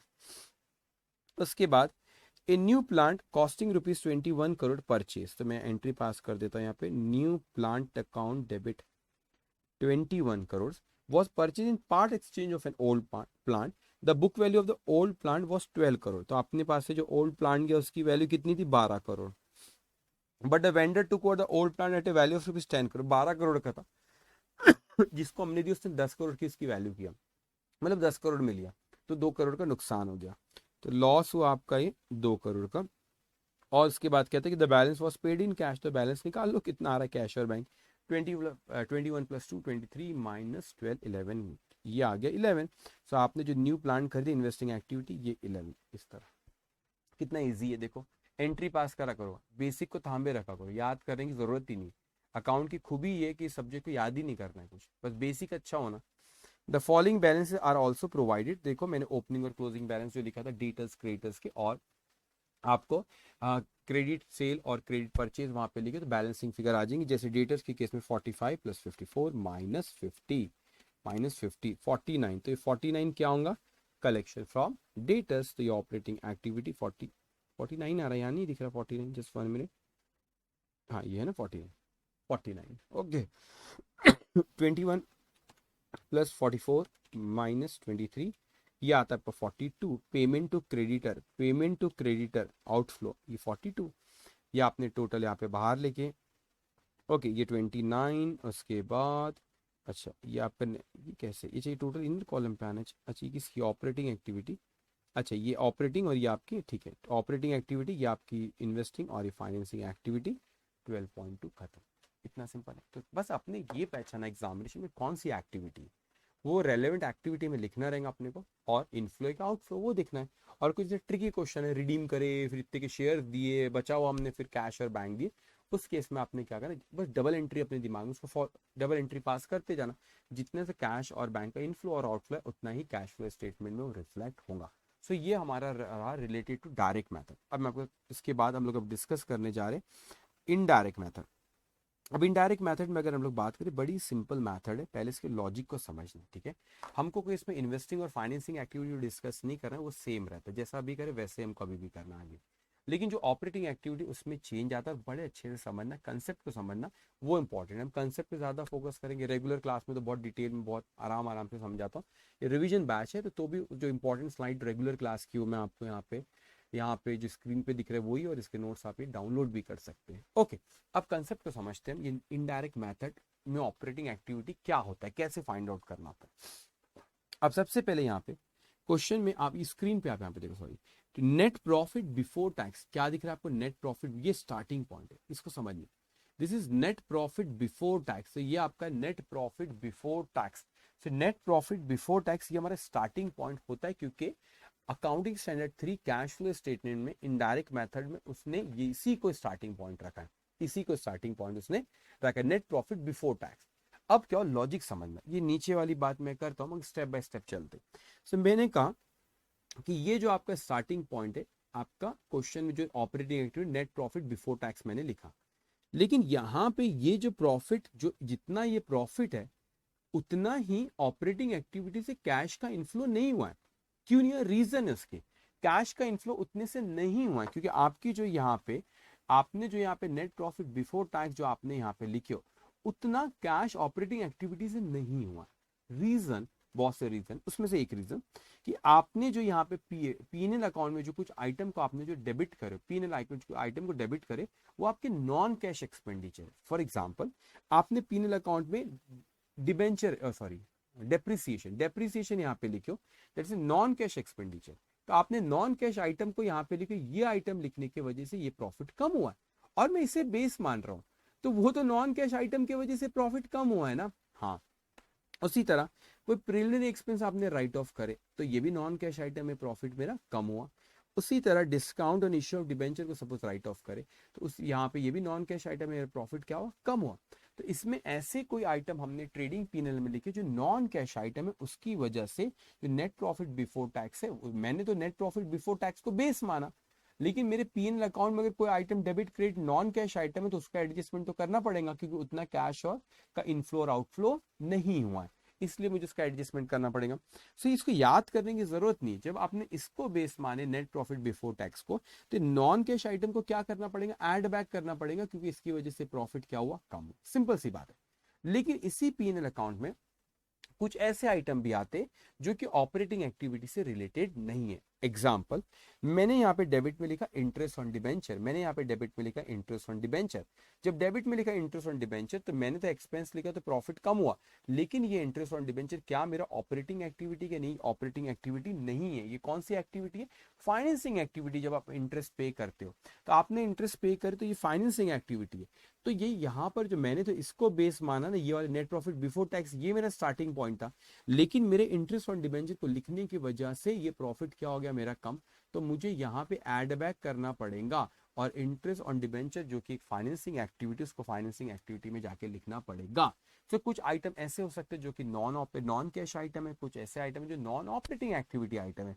तो जो नॉन ऑपरेटिंग एक्टिविटी आइटम है, रिलेवेंट एक्टिविटी में जाके हम उसको लिख देंगे। Example, interest on debenture paid, it's a financing activity. तो मैंने यहाँ मेरे यहाँ पे लिखने से ये प्रॉफिट कम हो गया, तो मैं इसमें ऐड करूंगा और उसको फाइनेंसिंग एक्टिविटी में ले जाके लिखूंगा। अब क्रेडिट साइड में आप देखो, profit on sale of fixed asset. अब profit on sale of fixed asset it's not a operating activity, वो आपकी कौन सी एक्टिविटी, इन्वेस्टिंग एक्टिविटी। तो यहाँ पे आपने प्रॉफिट लिखे, तो ये वाला profit on sale of fixed asset लिखे, तो ये नेट प्रॉफिट आपका बढ़ गया, तो उसमें से क्या करना पड़ेगा, माइनस करना पड़ेगा, क्योंकि ये बढ़ गया, ये बढ़ गया। और ये जाके आप फाइनेंसिंग एक्टिविटी, इन्वेस्टिंग एक्टिविटी में लिखेंगे। अब इंटरेस्ट ऑन इन्वेस्टमेंट आपको रिसीव हुआ, अब इंटरेस्ट इन्वेस्टमेंट पे रिसीव हुआ, आपने तो पीएनएल को क्रेडिट कर दिए, और ये प्रॉफिट मेरा क्या हो गया बच्चे, प्रॉफिट मेरा बढ़ गया। जब ये प्रॉफिट मेरा बढ़ गया तो मुझे इसमें से माइनस करना पड़ेगा, क्योंकि इंटरेस्ट ऑन इन्वेस्टमेंट जो रिसीव हुआ वो कौन सी एक्टिविटी, इन्वेस्टिंग एक्टिविटी है। तो ये मेरा ऑपरेटिंग एक्टिविटी का प्रॉफिट बढ़ गया, तो मैं उसमें से माइनस करूंगा और जाके इन्वेस्टिंग एक्टिविटी में लिखूंगा। इट मींस जब आप भी क्वेश्चन शुरू करेंगे, first will start operating activity net profit before tax, तो उसको आप लिखोगे और उसके बाद ही उसमें ऐड और लेस करेंगे। तो कई बार आप देखेंगे स्टार्टिंग पॉइंट आपको जो रहता है, AS3 में नेट प्रॉफिट बिफोर टैक्स बोला, इसलिए अपन भी वैसे स्टार्टिंग करते हैं। लेकिन कई बार क्वेश्चन में आपको ये वाला पोर्शन नहीं दिया होता है, ध्यान से सुनेंगे, ये नेट प्रॉफिट बिफोर टैक्स नहीं दिया होता है, वो ये फाइनल नेट प्रॉफिट आपको देता है, फाइनल नेट प्रॉफिट आपको वो यहाँ पर देता है। लेकिन हमको स्टार्टिंग पॉइंट, क्योंकि AS3 का net profit before tax operating activity का, तो मुझे वैसा ही शुरू करना रहेगा। सो मैंने यहाँ पे लिखा नेट प्रॉफिट, ये नेट प्रॉफिट आपको क्वेश्चन में सपोज ये स्टार्टिंग पॉइंट दिया है, so always prefer go with account, ऐसा रहा तो मैं अकाउंट, अभी भी मैं क्वेश्चन करूंगा अकाउंट बनाऊंगा वहां पे। तो नेट प्रॉफिट ये आपको दिया, तो क्या होगा, इसमें अप्रोप्रिएशन वाले पार्ट है, जैसे कि डिविडेंड अगर आपने पे करे हो, तो डिविडेंड आपने अगर अप्रोप्रिएशन डेबिट कर, तो ये यहाँ पे आपने डिविडेंड लिखे, कोई जनरल रिजर्व में ट्रांसफर कर, तो यहाँ पे आपने वो लिखे, इसको लिखे। उसके बाद वैसे टैक्स जो होता है वो अप्रोप्रिएशन वाला पार्ट है, तो टैक्स आपका पीएनएल में आता है, लेकिन क्योंकि अकाउंटिंग स्टैंडर्ड 3 ने आपको नेट प्रॉफिट बिफोर टैक्स बोला, इसीलिए मैं टैक्स यहाँ पे लिख रहा हूँ। वैसे टैक्स अप्रोप्रिएशन में नहीं आता, वो इधर पे आता है, पीएनएल में आता है वो, लेकिन क्योंकि AS3 ने starting point net profit before tax बोला, इसीलिए टैक्स को मैं यहाँ पे लिख लूंगा, या टैक्स का कोई रिफंड है तो यहाँ लिख लूंगा। तो ये जो मेरी बैलेंसिंग फिगर आएंगे that will come net profit before tax, ये स्टार्टिंग पॉइंट है। तो क्वेश्चन में अगर आपको नेट प्रॉफिट बिफोर टैक्स नहीं दिया, तो एक वर्किंग नोट बना लेना इस पोर्शन पे एक वर्किंग नोट बना लेना। ये वाला प्रॉफिट आपको दिया है, डिविडेंड, ट्रांसफर टू रिजर्व, फिर कोई प्रोविजन फॉर टैक्स रहा, तो ये आपका नेट प्रॉफिट बिफोर टैक्स आपका आ जाएगा, और ये आपको कैश फ्लो स्टेटमेंट लिखना पड़ेगा नेट प्रॉफिट बिफोर टैक्स। लेकिन ध्यान से, अगर मैं इसको, मैंने कहा कि ठीक है नेट प्रॉफिट बिफोर टैक्स, इसे मैंने स्टार्टिंग पॉइंट माना, फिर मैंने देखा कि पीएनएल अकाउंट में कुछ नॉन कैश आइटम को डेबिट करे जिसकी वजह से प्रॉफिट कम हुआ, और हमने उस प्रॉफिट को बेस माने, तो नॉन कैश आइटम को ऐड करेंगे, और ऐसे नॉन ऑपरेटिंग एक्टिविटी की भी आइटम रहते हैं, interest paid, interest receive, profit और loss on sale of fixed asset, या प्रॉफिट और loss on sale of investment, all these are, ये आपके ऑपरेटिंग एक्टिविटी नहीं, ये इन्वेस्टिंग है, फाइनेंसिंग है, उसकी वजह से भी हमारे ऑपरेटिंग एक्टिविटी के प्रॉफिट में फर्क पड़ा है फर्क पड़ा है। तो क्या करेंगे, एडजस्ट करेंगे अपन, और जो रेलेवेंट एक्टिविटी वहां पर जाके उसको लिखेंगे। लेकिन क्योंकि स्टार्टिंग पॉइंट आपको AS3 के हिसाब से नेट प्रॉफिट बिफोर टैक्स, और क्वेश्चन में अगर आपको दिया, इस पोर्शन को वर्किंग नोट बना लेना। लेकिन और कुछ भी क्या मुझे करना रहेगा, इतना सिंपल है। एक और चीज आपके कि क्योंकि आपके कोई वर्किंग कैपिटल में चेंजेस, वर्किंग कैपिटल में दो चीज आती है आपकी, करंट एसेट और करंट लायबिलिटी। तो वर्किंग कैपिटल में जब भी कोई चेंज होता है, यहाँ पे देखेंगे आप स्क्रीन पे, ये करंट एसेट, ये करंट लायबिलिटी। तो करंट एसेट जब भी इंक्रीज और ये डिक्रीज मैंने लिखा, मैंने करंट एसेट को यहाँ पे माइनस लिखा, फिर प्लस, और फिर प्लस करंट लायबिलिटी, और फिर ये माइनस। ये क्या है सर, ये क्या लिखे आपने? मैं बताता हूँ, इसका लॉजिक भी बताता हूँ, मगर आपको लॉजिक बता दो, लेकिन जब आप क्वेश्चन करते हो, जब एग्जामिनेशन में जब आप करोगे, तो जब भी कैश फ्लो स्टेटमेंट अगर इनडायरेक्ट मेथड से आप बना रहे हो, तो सीधा सीधा आपने इसको कहीं पे लिख लेना, पेपर में, पेपर क्वेश्चन पेपर में इसको कहीं पे लिख लेना आपने सीधा। ठीक, तो इसको आपने लिख लिए और इसको ख्याल रखना, इसका लॉजिक में बताता हूँ क्या है, उसके बाद फिर मैं आपको जब क्वेश्चन करेंगे सिर्फ इसको फिर देखना, लॉजिक में बताओ क्या है। अब मुझे ये लॉजिक अब यहाँ पर है। अब पहले मैं आपको एक करंट एसेट का एक आइटम बता दूं और करंट लायबिलिटी का एक बता देता हूँ। तो करंट एसेट में आपका डेटस और करंट लायबिलिटी में आपका क्रेडिटस, तो दोनों का मैं लॉजिक बता दूं, ऐसा क्यों बनाया गया उसको समझते। फॉर एग्जाम्पल मैं आपसे कहता हूँ कि मेरे डेटस का वो इंक्रीज क्या होता है। ये इंक्रीज का मतलब क्या होता है कि आपका ओपनिंग और क्लोजिंग बैलेंस आपको करंट एसेट करंट लायबिलिटी के क्वेश्चन में दिए हुए, और आप इनडायरेक्ट मेथड से जब करते हैं जनरली, जब आपको बैलेंस शीट क्वेश्चन में दी हुई रहती है, ठीक है, तो इनडायरेक्ट मेथड से जनरली रहता हो। अगर आपको डायरेक्ट या payment receive then go by direct method. Okay, so आपको अगर वहां पे करंट एसेट करंट लायबिलिटी की ओपनिंग और क्लोजिंग बैलेंस दी कि पिछले साल इतना तो इस साल इतना है। फॉर एग्जांपल मैं आपको कहता हूँ डेटर्स। सो डेटर्स मेरे को यहाँ पे डेटर्स, सपोज हमारे वाले एग्जांपल में डेटर्स मैंने यहाँ पे कितना लिया, 1 लाख रुपए ओपनिंग है। डेटर्स एक एसेट है, एसेट के डेबिट बैलेंस होते हैं, इसलिए मैंने 1 लाख रुपीज यहाँ पर लिखा। और क्लोजिंग बैलेंस आपका 1,50,000, ये क्लोजिंग बैलेंस। तो इंक्रीज का मतलब होता है कि 1 लाख से बढ़ के वो 1,50,000 पे आया। तो इस रूल के हिसाब से ये करंट एसेट है डेटर्स, और इंक्रीज हो रहा है, क्यों? 1 लाख ओपनिंग का, क्लोजिंग है 1,50,000, तो 50,000 रुपए से डेटर्स आपका बढ़ रहा है। तो 50,000 रुपए से बढ़ रहा है, तो मैंने कहा कि जब आप ऑपरेटिंग एक्टिविटी से जब कैश फ्लो निकालते हो, तो उसमें 50,000 रुपए इंक्रीज इन डेटर्स को माइनस करना। बट क्यों माइनस करना सर, क्यों? तो वो लॉजिक बताता हूँ। तो मैंने कहा आपसे कि ओपनिंग, यहाँ पे ओपनिंग मैंने कहा आपसे कि ओपनिंग 1 लाख रुपीज है और क्लोजिंग 1,50,000 है।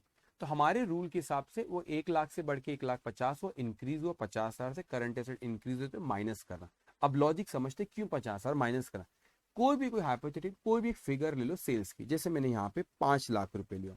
सो क्या एंट्री पास करेंगे आप क्रेडिट सेल की 5 लाख रुपए की, हम एंट्री पास करेंगे debtors account debited to sales account. तो एंट्री पास हुई यहाँ पे debtors account debited to sales account. तो डेटस को मैंने एक ऐसी फिगर ले ली, आप भी कोई आपकी मर्जी से ले सकते हो। सो डेटस को मैंने 5 लाख रुपए डेबिट किया और 5 लाख रुपए से सेल्स को क्रेडिट किया, सेल्स का बैलेंस ट्रेडिंग में गया। ये 5 लाख रुपया है। अब मेरे को बताओ, सारे आइटम्स को इग्नोर करो, बस इसी को समझो भी। तो मेरे यहाँ पे प्रॉफिट कितना है, 5 लाख। मैंने तो नेट प्रॉफिट बिफोर टैक्स को बेस माना, मगर क्या मेरे को सेल्स के 5 लाख रुपए आए क्या? नहीं सर, वो तो क्रेडिट सेल है, 5 लाख रुपए आए ही नहीं। बिल्कुल सही। तो यहाँ पर आपका डिफरेंस कितना, यहाँ पे जो बैलेंसिंग फिगर कितना आ रहा है, 4,50,000, ये 1 लाख और 50, 6 लाख। 6 लाख में से 1,50,000 माइनस करे तो ये आता है 4,50,000। सो ये जो 4,50,000 रुपए आपका आया है, ये 4,50,000 क्या है आपका कलेक्शन फ्रॉम डेटर्स। तो एक्चुअल में कलेक्शन फ्रॉम डेटर्स कितना हुआ, 4,50,000। आपने यहाँ पे 5 लाख लिखे हो, गलत नहीं लिखे हो, सेल्स है वो, लेकिन आपने तो इस पॉइंट को बेस माने नेट प्रॉफिट बिफोर टैक्स को। नेट प्रॉफिट बिफोर टैक्स से 5 लाख का इफेक्ट आ गया, 5 लाख का है, लेकिन एक्चुअल में 5 लाख नहीं 4,50,000 ही आए, इसलिए मैं 50,000 रुपए माइनस करूंगा। That will B difference between opening and closing, ये लॉजिक होता है इसका। लेकिन जब भी आप करंट एसेट या करंट लायबिलिटी देखोगे एग्जामिनेशन में कैश फ्लो स्टेटमेंट में इनडायरेक्ट मेथड से, आपको क्या करना रहेगा, आपको यहाँ पे करंट एसेट और एक करंट लायबिलिटी आपने लिखी। So current asset current liability increase minus decrease plus, यहाँ पे इंक्रीज प्लस डिक्रीज माइनस, बस इस चीज को आपने लिख ली, इसको यहाँ पे लिखना है। मैं आपको एक करंट लायबिलिटी का भी बताता हूँ। फॉर एग्जाम्पल यहाँ पर क्रेडिट, यहाँ पे क्रेडिटर हमारा ओपनिंग है 1 लाख और ओपनिंग और क्लोजिंग है 1,20,000, तो हमारा ये क्रेडिटर बढ़ रहा है, 1 लाख से 1,20,000 हुआ, तो 20,000 रुपए से बढ़ रहा है। तो यहाँ पे जब इंक्रीज, ये करंट लायबिलिटी हो और वो इंक्रीज हो रहा है, तो इंक्रीज होता है प्लस। अब हमारे रूल के हिसाब से 20,000 रुपए ऐड करो, वो नेट प्रॉफिट बिफोर टैक्स जिसको आपने बेस माने 20,000 रुपए ऐड करो।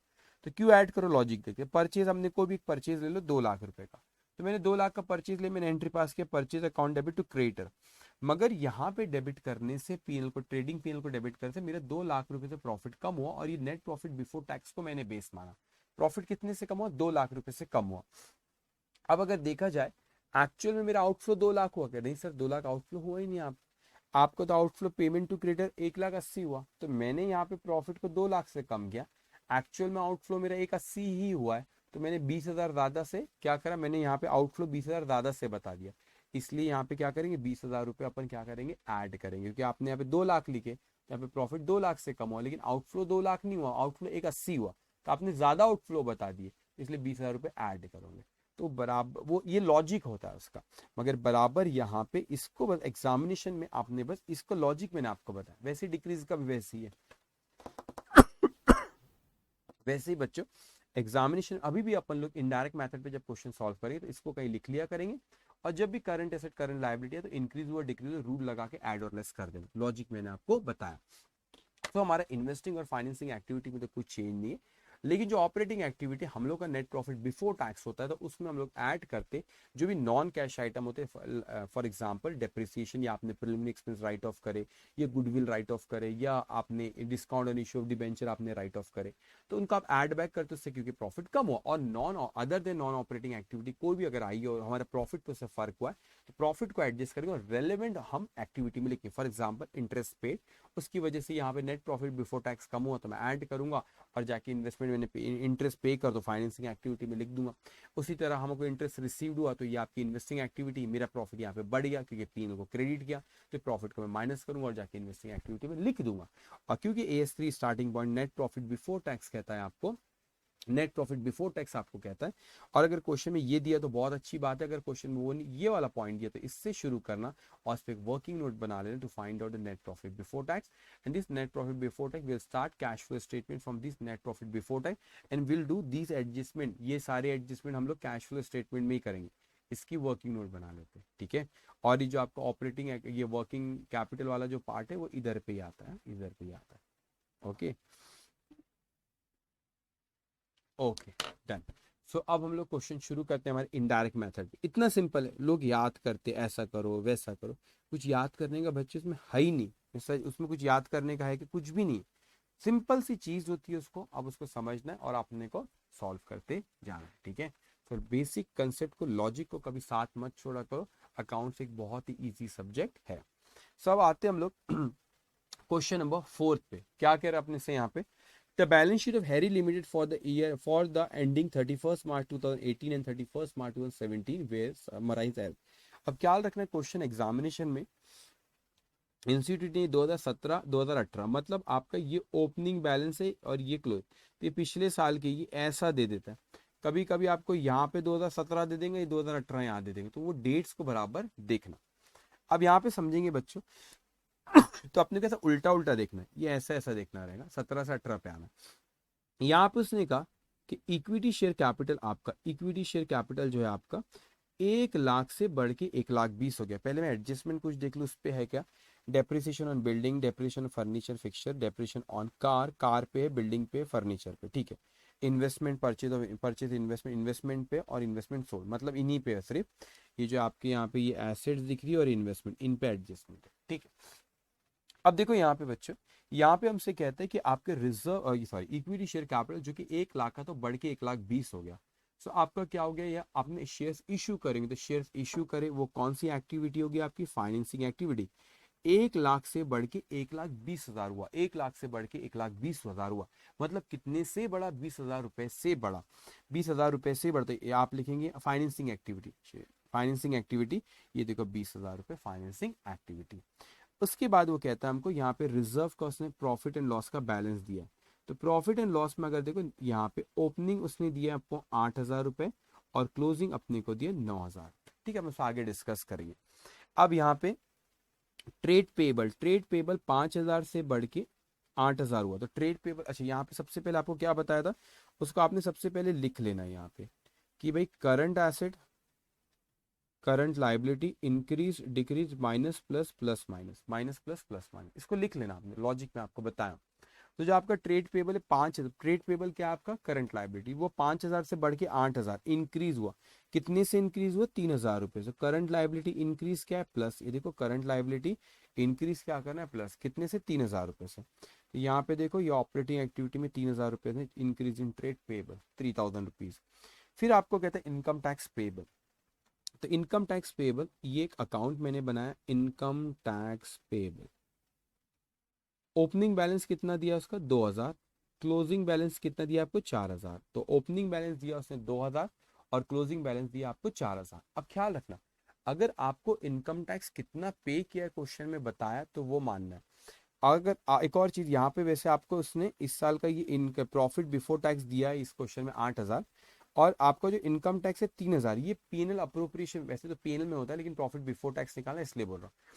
तो ये जो आपका पीएनएल अप्रोप्रिएशन वाला पार्ट है ना, उसमें ये 3,000 रुपये से डेबिट हुआ। सो आपका ये इनकम टैक्स पेएबल अकाउंट में 3,000 रुपये से क्रेडिट हुआ। तो आपकी यहाँ पे टोटल आती है 7,000 रुपये, ये टोटल 7 होना चाहिए। यहाँ पे डिफरेंस कितना आ रहा है आपका, 7 में से 4 गए, 3,000 नहीं नहीं नहीं नहीं 5,000 हो ना, 2 और 3 5, सॉरी 5 में से फिर 4 गया। तो आपका एक्चुअल में इनकम टैक्स पेड कितना आ रहा है यहाँ पे, इनकम टैक्स पेड, एक सेकंड, ये कितना है आपका 2, मैंने कुछ गलत लिखा, एक सेकंड, 2 है वो, नीचे डिविडेंड का लिख लिया। ओके, इनकम टैक्स ओपनिंग है 2, क्लोजिंग है 3, और पीएनएल में हुआ 3 से डेबिट, तो यहाँ पे 3 से क्रेडिट हुआ। तो ये इनकम टैक्स जो अकाउंट है, आप यहाँ पे टोटल आ रही है इसकी 5, यहाँ पे आना चाहिए 5, तो ये बैलेंस आ रहा है 2,000। तो एक्चुअल में आपने इनकम टैक्स कितना पे करे, 2,000 रुपये। तो देखेंगे आप इनकम टैक्स पेड हुआ आपका 2,000 रुपये, सिंपल। उसी तरह डिविडेंड, डिक्लेयर डिविडेंड, अब डिक्लेयर डिविडेंड ये लाइबिलिटी है, तो ओपनिंग कितना दिया यहाँ पे 2,000 रुपये, क्लोजिंग कितना दिया है बच्चों 4,000 रुपये। मगर आपने इस साल पीएनएल अप्रोप्रिएशन में कितने से डेबिट किए थे डिविडेंड को, 4,000 रुपये से, तो डिविडेंड पेएबल को आपने 4,000 से क्रेडिट करे। तो ये जो बैलेंसिंग फिगर आपकी यहाँ पे थे, 6 में से 4 के 2, तो आपने डिविडेंड भी कितना पे करे, 2,000 रुपये पे करे। तो वो आपकी कौन सी एक्टिविटी, डिविडेंड पे करना, फाइनेंसिंग एक्टिविटी, ये देखो यहाँ पे 2,000, सिंपल। ओके, उसके बाद आपसे बिल्डिंग, आपसे ये सारी चीजें, ओके। अब बिल्डिंग के बारे में यहाँ पे वो कहता है अपने से कि बिल्डिंग के बारे में मैं अकाउंट बना लेता हूँ, वो सबसे आसान चीज होती है। तो 3 अकाउंट बनाता हूँ क्योंकि उन पे एडजस्टमेंट है, मैं लिख भी देता हूँ, लिख भी देता हूँ। एक है आपका बिल्डिंग अकाउंट, एक है आपका फर्नीचर एंड फिक्चर्स अकाउंट, और एक है आपका कार अकाउंट। तो ये 3 अकाउंट भी मैंने यहाँ पे बना दिया। बिल्डिंग का ओपनिंग है आपका 20,000 रुपये, बिल्डिंग का ओपनिंग कितना है आपका 20,000 रुपये, और क्लोजिंग कितना है आपका 19,000 रुपये। फर्नीचर का ओपनिंग है, एक मिनट देखो, 20 और 19 ऐसे ऐसे आना है भाई, ये उल्टा, 22,000 फर्नीचर का ओपनिंग है, क्लोजिंग है आपका 34,000। कार का ओपनिंग है आपका 16,000 रुपये, और क्लोजिंग है आपका 25,000 रुपये। क्लोजिंग कितना है आपका 25,000 रुपये। ओके, अब क्या हो रहा है यहाँ पे, ओपनिंग क्लोजिंग इन्वेस्टमेंट पे भी एडजस्टमेंट है, तो उसका भी अकाउंट बना लेते हैं। इन्वेस्टमेंट का आपका ओपनिंग कितना है 28,000, और क्लोजिंग कितना है 32,000। तो जब भी आपको एडजस्टमेंट दिया ना, जिसपे उसके अकाउंट्स बना लेना वर्किंग नोट, ठीक है। अब यहाँ पे करंट एसेट में ये वर्किंग नोट, इस पे मैं आऊंगा वापस, ये जो 4 अकाउंट बनाया। अब यहाँ पे जो आपने करंट एसेट, इन्वेंट्री, इन्वेंट्री आपकी 8 से बढ़ के 8,000 से बढ़ के 14,000 हुई। सो इन्वेंट्री आपकी क्या करंट एसेट है, इन्वेंट्री क्या आपकी करंट एसेट है, और 8 से बढ़ के 14,000, 8,000 से बढ़ के 14,000, और वो इंक्रीज, इंक्रीज क्या करना अपने को माइनस। तो ये माइनस कितने से बड़ी, 6,000 रुपये से। तो ये 6,000 रुपये से देखो यहाँ पे माइनस करी 6,000 रुपये से। ओके, उसके बाद यहाँ पे दूसरा जो है आपका ट्रेड रिसीवेबल 6 से बढ़ के 8 हुआ, तो करंट एसेट इंक्रीज हुआ, तो माइनस करते कितना है बच्चों 2,000 रुपये। फिर 2,000 रुपये यहाँ पे क्या किए माइनस, ओके 2,000 रुपये क्या हुआ माइनस करेंगे उसको। ओके, उसके बाद यहाँ पे फिर कैश का ओपनिंग बैलेंस है 17,000, क्लोजिंग है 12, तो 17 से 12 हुआ, तो अपने नेगेटिव देखो 17 से वो 12 हुआ, तो ये नेगेटिव कम आएंगे, नेगेटिव आना चाहिए आपका, जो तीनों का जब आप टोटल करेंगे ना, ऑपरेटिंग, इन्वेस्टिंग और फाइनेंसिंग एक्टिविटी का, वो नेगेटिव आना चाहिए। अब उसके बाद यहाँ पे सारे आइटम, अब ये कुछ भी नहीं है, ये जो आपका ये जो वाला पार्ट है ना प्रॉफिट बिफोर टैक्स वाला ये पार्ट, तो प्रॉफिट बिफोर टैक्स ऑलरेडी उसने दिया हो, कितना हजार है 8,000 रुपये। ये 8,000 रुपये से आपने टैक्स कितना था 3,000 रुपये, और आपका प्रॉफिट आफ्टर टैक्स आया, ठीक है 5, डिविडेंड आपने कितना दी, डिविडेंड आपने दिए 4,000 रुपये। तो वो जो क्लोजिंग जो बोल रहा है वो 1,000 रुपये बोल रहा है, ठीक है, क्लोजिंग कितना बोल रहा है 1,000 रुपये। तो 8 का ही डिटेल है कि भाई 3 4 और ये 1 है ना, 3 आपने क्या पे करे टैक्स, टैक्स में का प्रोविजन, उसके बाद डिक्लेयर डिविडेंड 4, और 1,000 रुपये ये आपका रिटेन्ड प्रॉफिट जो बोल रहा है। लेकिन यहाँ पर आप बोलोगे सर, यहाँ पे तो बोलेंगे 8 से 9 हुआ, 8 से 9 इसलिए हुआ क्योंकि एक जो रिटेन्ड हुआ ना आपका, उससे आपका अक्यूमुलेटेड प्रॉफिट पिछले साल का 8 था, इस साल का 1 बचा हुआ है, तो वो 8 का 9 हो गया, दैट्स इट। ओके, अब यहाँ पे हम आते हैं, उसने सबसे पहले बोला कि डेप्रिसिएशन, क्या एंट्री पास करते हैं डेप्रिसिएशन की, depreciation account debit to building account, how much 1000. So depreciation account debit to building account how much 1000. तो depreciation मैं building account को पहले यहाँ पे क्रेडिट कर देता 1000 रुपए से, लेकिन डेप्रिसिएशन कहाँ गया? पीएनएल अकाउंट में, और पीएनएल अकाउंट में गया वो तो नॉन कैश आइटम है, तो हमको उस प्रॉफिट को प्रॉफिट बिफोर टैक्स जो 8000 जो 8000 जो यहाँ पे ये 8000 प्रॉफिट बिफोर टैक्स जो दिया है क्वेश्चन में, इसमें मेरे को 1000 रुपये डेप्रिसिएशन ऐड करना पड़ेगा क्योंकि कौन सा आइटम है? नॉन कैश आइटम है। उसके बाद हमसे यहाँ पे सेकंड कहते हैं फिर यहाँ कि depreciation on furniture and fixtures for the year ₹2000 कितना है? 2000 रुपये। तो यहाँ पे एंट्री पास होंगी इसकी depreciation account debit to furniture and fixture account 2000। तो फर्नीचर एंड फिक्सचर्स अकाउंट अपन ने बनाया, उसको क्रेडिट करा मैंने यहाँ पे 2000 रुपए से, लेकिन ये डेप्रिसिएशन कहाँ गया होगा? पीएनएल अकाउंट में डेप्रिसिएशन गया होगा। तो पीएनएल अकाउंट में जब ये डेप्रिसिएशन नॉन कैश आइटम है तो हमारा जो starting point net profit before tax वो डेप्रिसिएशन के बाद का है। तो भाई पीएनएल तो हमारा उसका प्रॉफिट कम होगा तो उसमें ऐड करेंगे, तो यहाँ पे देखो नॉन कैश आइटम ये 2000 रुपये यहाँ पे लिखा, इनर कॉलम में आउटर कॉलम में इसको लिखेंगे। अब उसके बाद थर्ड कहता है हमसे depreciation car for the year ₹5000। पूरा डेप्रिसिएशन कितना है कार पे? 5000 इस साल का, तो उसके एंट्री पास करे depreciation account debit 5000 to car account. तो कार को मैंने 5000 रुपये से क्रेडिट कर दिया डेप्रिसिएशन, और पीएल में डेप्रिसिएशन गया होगा तो नॉन कैश आइटम टोटल आपका 1, 2 और 5 कितना आ गया आपका? ये 8000 रुपये आ गया। ओके, उसके बाद यहाँ पे कहते कि one car was dispose of during the year for ₹3400 whose return on value was ₹2000। एक कार आपने कोई बेचे जो कि 3400 में बेचे जिसकी वैल्यू 2000 थी, तो इसकी एंट्री क्या पास होंगी? Bank account debit 3400 to car account 2000 to profit on sale of car 1400। Sir आपने कार को बेचे तो ये आपने कार को बेचे तो आपके पास पैसा आया, तो ये sale of car fix asset बेचे, इन्वेस्टिंग एक्टिविटी ये देखो 3400 ये आया आपका। उसके बाद आपने कार को क्रेडिट कर 2000 से, तो कार अकाउंट ऊपर बनाया, कार को मैंने यहाँ पे क्रेडिट कर दिया 2000 रुपए से। ओके उसके बाद यहाँ पे फिर आपने प्रॉफिट था 1400 का, ये प्रॉफिट कहाँ गया? पीएनएल में, मगर ये तो नॉन ऑपरेटिंग एक्टिविटी है, तो क्या होगा यहाँ पे हमारा? मगर वो प्रॉफिट बढ़ गया हमारा नेट प्रॉफिट बिफोर टैक्स जो हमारे स्टार्टिंग पॉइंट है, तो वहां से हटाना पड़ेगा। यहाँ पे देखो 1400 को यहाँ से हटाए और ये 1400 को वहां से हटा दिया। ओके, वो जितना पैसा है आपने इन्वेस्टिंग एक्टिविटी में लिख दी 3400। अब उसके बाद हमसे नेक्स्ट कहता है fourth point, in purchase investment for ₹6000। So entry will be investment account में investment account debit to cash and bank. तो इन्वेस्टमेंट को डेबिट करे आपने 6000 रुपए से, आपका आउटफ्लो तो आपने इन्वेस्टिंग एक्टिविटी यहाँ पर 6000 रुपए का आउटफ्लो बताया। अब उसके बाद फिफ्थ पॉइंट भी के सोल्ड इन्वेस्टमेंट फॉर ₹10,000, आपने 10,000 में बेचे। सो एंट्री पास होगी bank account debit 10,000, this investment cost ₹2000, सिर्फ 2000 रुपए का ही इन्वेस्टमेंट था। सो तो इन्वेस्टमेंट को क्रेडिट करेंगे आप 2000 से, 10,000 में बेचे 2000 की चीज को, तो आपको 8000 का प्रॉफिट हो गया। Profit on sale of investment is 8000। अब 10,000 रुपये बेचने पे आए, कौन सी एक्टिविटी? Investing activity. तो आप इन्वेस्टिंग एक्टिविटी में सेल ऑफ इन्वेस्टमेंट आपने 10,000 करें। दूसरा आपने इन्वेस्टमेंट को क्रेडिट कर दो 2000 से, तो मैंने इन्वेस्टमेंट अकाउंट यहाँ पे बना रखा, उसको क्रेडिट करा मैंने 2000 रुपए से। और आपका प्रॉफिट हुआ 8 से, तो आपने पीएनएल को क्रेडिट करे होंगे। अब पीएनएल को क्रेडिट करे तो नेट प्रॉफिट बिफोर टैक्स बढ़ गया होगा, मगर ये ऑपरेटिंग एक्टिविटी के नहीं, तो हमको ये 8000 रुपीज वहां से माइनस करना पड़ेगा। तो आपको दिख रहा है ये 8000 रुपीज हमने यहाँ से माइनस की। अब जो जो भी आपने अकाउंट बनाए उसको आप क्लोज करेंगे। सबसे पहले आपने ये building account, furniture fixture, car और ये इन्वेस्टमेंट अकाउंट, तो इससे मिसिंग फिगर कोई रही तो हम फाइंड आउट कर सकते हैं। बिल्डिंग में अगर देखो तो डेबिट की भी टोटल 20,000, क्रेडिट की भी टोटल कितनी 20,000 है।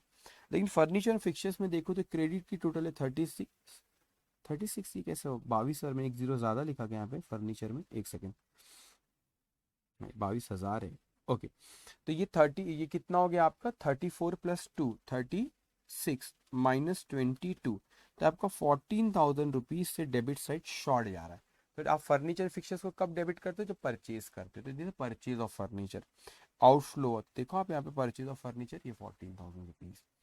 उसके बाद यहाँ पे कार की बात करें तो क्रेडिट में 5 और 2 7 और 25 32 माइनस 16, डेबिट साइड आपका 16,000 रुपये से शॉर्ट जा रहा है। तो आपने कब अपने डेबिट करेंगे? कार को जब खरीदे होंगे सॉरी, तो आपने कार खरीदे होंगे तो आउटफ्लो है 16,000 रुपये का। देखो इन्वेस्टिंग एक्टिविटी है 16,000 रुपये आपका। उसके बाद इन्वेस्टमेंट अकाउंट में देखो तो 28 और 6 डेबिट की टोटल हो रही 34, क्रेडिट की भी हो रही 34। डन। सब यहाँ पे हो गई सारी चीज़ें अपना। ये आपका आ गया ऑपरेटिंग एक्टिविटीज से नेगेटिव, ये आपका इन्वेस्टिंग और ये आपका फाइनेंसिंग, टोटल करे 5। इस तरीके से क्रॉस चेक हो जाता है क्योंकि ओपनिंग और क्लोजिंग में 5,000 का डिफरेंस है। तो क्वेश्चन बहुत सिंपल होते हैं, बस बेसिक जो चीज़ होती है उसको थामे रखना, ठीक है। कुछ और क्वेश्चन अभी हमको करना है इस पे। अब बड़ा इंटरेस्टिंग क्वेश्चन ऐसा है, मैं इस तरह के क्वेश्चन चूज करता हूँ कि उसमें मैक्सिमम जो एडजस्टमेंट उस चैप्टर से रिलेटेड है वो आ जाए। अब हम आते हैं क्वेश्चन नंबर 5 पे, ध्यान से आप इस चीज को आप सुनेंगे। So from the following information prepare cash flow statement for the year ended 31st March 2019। अब यहाँ पर अपने को उसमें बैलेंस जो दिया है यहाँ पे 31 मार्च 2018 और 31 मार्च 2019, तो इसी तरीके से ऐसे उल्टा देखना अपने को रहेंगे। लेकिन क्वेश्चन थोड़ा सा डिटेल में, क्योंकि अपने को वहाँ पे से नोट्स टू अकाउंट 1 2 3 4 ये नोट्स टू अकाउंट में दिए, तो वहाँ पे जाके देखना रहेगा। अब क्या चीज़ हुई यहाँ पे बच्चों कि यहाँ पे मैं कहता हूँ कि इसने कहा नोट 1 में जाओ, तो नोट 1 में अपन चले गए। यहाँ पे वैसे ओपनिंग था 3 लाख, क्लोजिंग 3,50,000 हुआ, 50 से बड़ा। लेकिन नोट 1 में जो हमारा डिटेल हो सकता है कि 2 शेयर से इक्विटी और प्रेफरेंस, तो ये आया हम लोग नोट 1 पे। यस, इक्विटी आपका 1,50,000 ओपनिंग था और क्लोजिंग हुआ 2 लाख, तो 1,50,000 से बढ़ के वो कितना हुआ 2 लाख, सॉरी 1,50,000 से बढ़ के 2,50,000 हुआ। मतलब आपने शेयर्स इशू करे, तो एक बार कभी भी एडजस्टमेंट पढ़ लेना। ऐसा तो नहीं है शेयर्स आपने कोई एसेट परचेज करे उसके लिए इशू करे, या कोई बोनस शेयर्स, ऐसा तो नहीं है। तो ये आपका 18% डिबेंचर, सॉरी 18,000 आपका डेप्रिसिएशन है आपका प्लांट एंड मशीनरी पे। पीस ऑफ लैंड फॉर इसका अपने कैपिटल रिजर्व पे है, प्लांट पे है, डिविडेंड है, और उसके बाद इंटरिम डिविडेंड नॉन, ठीक है नहीं है शेयर्स पे कुछ, तो मतलब आपने शेयर्स इश्यू करे। तो 1,50,000 के शेयर्स बढ़ के 2,50,000 हो गए, मतलब आपने 1 लाख के शेयर इश्यू करे। जब 1 लाख के शेयर इश्यू करे तो वो कौन सी एक्टिविटी, फाइनेंसिंग एक्टिविटी। तो आप यहाँ पे देखेंगे proceed from issue of equity share capital 1 lakh. उसके बाद प्रेफरेंस शेयर्स की बात करें तो वो कम हुए 1,50,000 से कम होकर 1 लाख पे आ गए, तो फाइनेंसिंग एक्टिविटी है लेकिन ये रिडेम्पशन हो रहा है, वो 50,000 से कम हो रहे। तो आउटफ्लो रिडेम्पशन में पैसे देते थे, देखो रिडेम्पशन ऑफ प्रेफरेंसेस 50,000 वो हम निकालेंगे यहाँ पे आउटफ्लो। उसके बाद आगे बढ़े और फिर यहाँ पे note 2 reserve and surplus note 2 तो नोट 2 में गए, ध्यान से बच्चों। तो नोट 2 में जब आप यहाँ पे गए तो यहाँ पे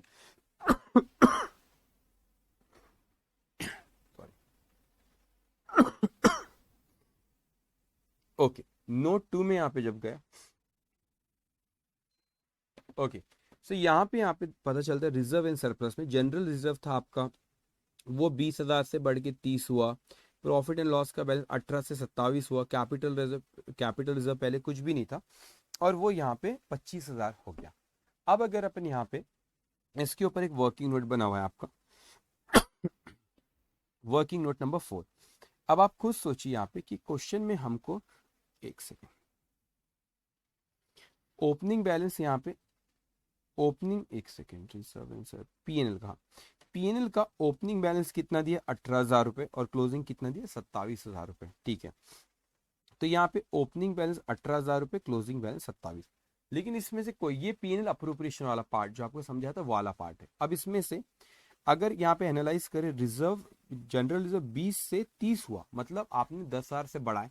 तो 10,000 कहाँ से आया, आपने 10,000 पीएनएल अप्रोप्रिएशन से लेके आए ना, ट्रांसफर टू रिजर्व, इसलिए यहाँ पे ये 10,000 रुपीज लिखा हुआ है। ओके, उसके बाद ये जो कैपिटल रिजर्व इस पे एक एडजस्टमेंट है, तो मैं कैपिटल रिजर्व एक्चुअल में पीएनएल अप्रोप्रिएशन से नहीं गया, मैं आपको समझाने के लिए यहाँ पे एक अकाउंट बना रखता हूँ जिसका ओपनिंग बैलेंस कैपिटल रिजर्व का कुछ भी नहीं है, क्लोजिंग बैलेंस ये 25,000 रुपए, क्लोजिंग बैलेंस कितना 25,000 रुपए। ओके, वो आपका पीएनएल अप्रोप्रिएशन से 25 नहीं है, मैं बताऊंगा क्यों, नीचे एडजस्टमेंट में बोला उसने। उसके बाद यहाँ पे हम कहता है वो कि करंट लाइबिलिटी आपकी 44,000 से बढ़ के 65 हो गई, ये ट्रेड पेबल। तो जब आपने देखो ये रूल यहाँ पे आपने लिखे थे, जब करंट लाइबिलिटी बढ़ती है इंक्रीज, तो क्या करना है आपको प्लस, तो आप यहाँ पर इसको प्लस, कितने से डिफरेंस आ रहा है वो आपका 44 से 65, 21,000 से वो ऐड करेंगे। तो यहाँ पे 21,000 रुपीज से क्या करेंगे उसको ऐड करेंगे। ये 21,000 increase in trade payables. Okay, उसके बाद यहाँ पे अदर करंट लाइबिलिटी 27,000 से, इस पे भी नोट 3 है, तो वहाँ पे देख लो 27 से 37 क्यों हुआ। तो मैम वहाँ पे जाते अदर करंट लाइबिलिटी, वहाँ पे एक्चुअल में अदर करंट लाइबिलिटी जो है आपको ट्रेड ये डिविडेंड पेएबल है बच्चों। तो डिविडेंड पेएबल है, इसका ओपनिंग बैलेंस है 27,000 और क्लोजिंग बैलेंस है 37,000। तो डिविडेंड अभी इसको रहने देते, अपन देखेंगे डिविडेंड कुछ पे करे कुछ दिया है कि क्वेश्चन में आगे जब अपन उसके बारे में बात करेंगे। ओके, उसके बाद यहाँ पे कहता है, उसके बाद आपके शॉर्ट टर्म प्रोविजन, ये short term provision for tax account है, तो शॉर्ट टर्म प्रोविजन अकाउंट भी बना लो। कैपिटल रिजर्व अकाउंट है, ये डिविडेंड पेएबल अकाउंट है, और मैं एक और अकाउंट बनाता हूँ यहाँ पे टैक्स प्रोविजन अकाउंट। ठीक है, tax provision account. So tax provision का आपका ओपनिंग कितना है 28,000, क्लोजिंग 32। तो ओपनिंग में यहाँ पे लिखता हूँ 28,000 और क्लोजिंग कितना है आपका 32,000। ओके, अब उसमें कुछ इन्फॉर्मेशन आगे देंगे तो उसको यूटिलाइज करेंगे। अब यहाँ पे टेंजिबल में भी आपका नोट 4 है, तो नोट 4 में चले जाओ। अब आपका लैंड एंड बिल्डिंग, बहुत से अकाउंट्स बन रहे, कुछ नहीं होता लेकिन अकाउंट्स बना लो इवेक्ट से। यहाँ पे मैंने इसमें भी सोल्यूशन में बने हुए होंगे शायद ही। Plant and machinery investment, okay, profit है, ओके, प्रॉफिट एंड लॉस, ठीक है। यहाँ पे इसके तो बने हुए, तो वो ठीक है। ये 3 अकाउंट मैंने यहाँ पे बना लिए, capital reserve, dividend payable, tax provision. ये बाकी तो यहाँ पे बने हुए। ये लैंड एंड बिल्डिंग, ओपनिंग है आपका 1,00,000, closing 75। So land and building में ओपनिंग है आपका 1,00,000, क्लोजिंग है आपका 70 पे। एसेट है, एसेट के डेबिट बैलेंस होते हैं। उसके बाद यहाँ पे प्लांट एंड मशीनरी का opening 90, closing 1,91, opening 90, closing 1,91,000। Okay, इसको भी हमने यूटिलाइज कर ली। उसके बाद आगे वो कहता है इंटेंजिबल एसेट 60 से 47 पे, तो वो सेल ऑफ जनरली वो नहीं होता इंटेंजिबल, गुडविल और राइट ऑफ करे होंगे। तो राइट ऑफ कितने 60 से 47, कुछ क्वेश्चन में इसके बारे में बोला है कि राइट ऑफ की ऐसा नहीं, लेकिन वो वही है, राइट ऑफ ही है। अगर कुछ नहीं बोलता वही अज्यूम करें, उसको राइट ऑफ करे 60 से 47। तो 47 से आपने 60 से 40, 33 से कम हुआ, तो पीएनएल में क्या होगा, प्रॉफिट क्या होगा, कम। तो यहाँ पे आप देखेंगे गुडविल रिटर्न ऑफ 13,000 रुपये लिखा, जस्ट गिव मी 1 मिनट। 60 से 47, यस 13,000। तो 13,000 आपका ये गुडविल को राइट ऑफ करा आपने, पीएनएल में क्या होगा, प्रॉफिट कम, तो ये आपने ऐड करे उसको। उसके बाद यहाँ पे आपके नॉन करंट इन्वेस्टमेंट, इन्वेस्टमेंट पे भी एडजस्टमेंट पे अकाउंट बना लेंगे। ओपनिंग है 10, क्लोजिंग है 35, अकाउंट बना हुआ है। ओपनिंग है 10, क्लोजिंग है आपका 35,000। ओके, उसके बाद यहाँ पे आगे इन्वेंट्रीज, अब इन्वेंट्रीज 85,000 से वो कितनी हो गई 78, 7,000 रुपए से कम हुई है। तो करंट एसेट जब कम होती है, डिक्रीज होती है, तो ऐड करते से 7,000 रुपीज आपने यहाँ पे ऐड करी, टोटल 28 हुआ है। उसके बाद यहाँ पे कहते हैं ट्रेड रिसीवेबल 75,000 से वो बढ़ के कितना हो गया, बढ़ा है, इंक्रीज हुआ, कितने से बढ़ा 1,08,000 माइनस 75,000, 33,000 से बढ़ा है। तो जब करंट एसेट बढ़ता है इंक्रीज, तो क्या करते हैं आप माइनस। तो आपने यहाँ पे 33,000 रुपीज ये क्या करे आपने माइनस किए। उसके बाद सारी फिर कैश का ओपनिंग है 17, क्लोजिंग है 32,000, तो यहाँ पे आपने 17,000 रुपये ये ओपनिंग लिखे, क्लोजिंग 32। तो 32 माइनस 17, तो आपका 15,000 से ये यहाँ पे 15,000 ही आपकी टोटल आना चाहिए, ऑपरेटिंग, इन्वेस्टिंग और फाइनेंसिंग एक्टिविटी की टोटल। अब ये सारी चीजें हो गई। अब एडजस्टमेंट देखेंगे यहाँ पे 18,000 depreciation for the year has been written off on plant and machinery। क्या एंट्री पास होगी, depreciation account debit to plant and machinery. तो डेप्रिसिएशन पीएन में आपने डेबिट करेंगे, तो डेबिट की तो प्रॉफिट कम होगा, तो आप इसको यहाँ ऐड करेंगे। और यहाँ पे डेप्रिसिएशन आप प्लांट एंड मशीनरी में डेप्रिसिएशन 18,000 क्रेडिट कर दिया गया। उसके बाद वो कहता है कि लैंड एंड बिल्डिंग पे कोई डेप्रिसिएशन नहीं, ठीक है। A piece of land has been sold out for ₹50,000, कितने में बेचे आपने लैंड, 50,000 रुपये में। The balance has been revalued. Profit on such sale and profit being transferred to capital reserve. There is no entry, no other entry in capital reserve account. Very interesting. पहले तो कहता है कि 50,000 रुपये से लैंड बेचा, तो एंट्री पास होंगी bank account debited to land account.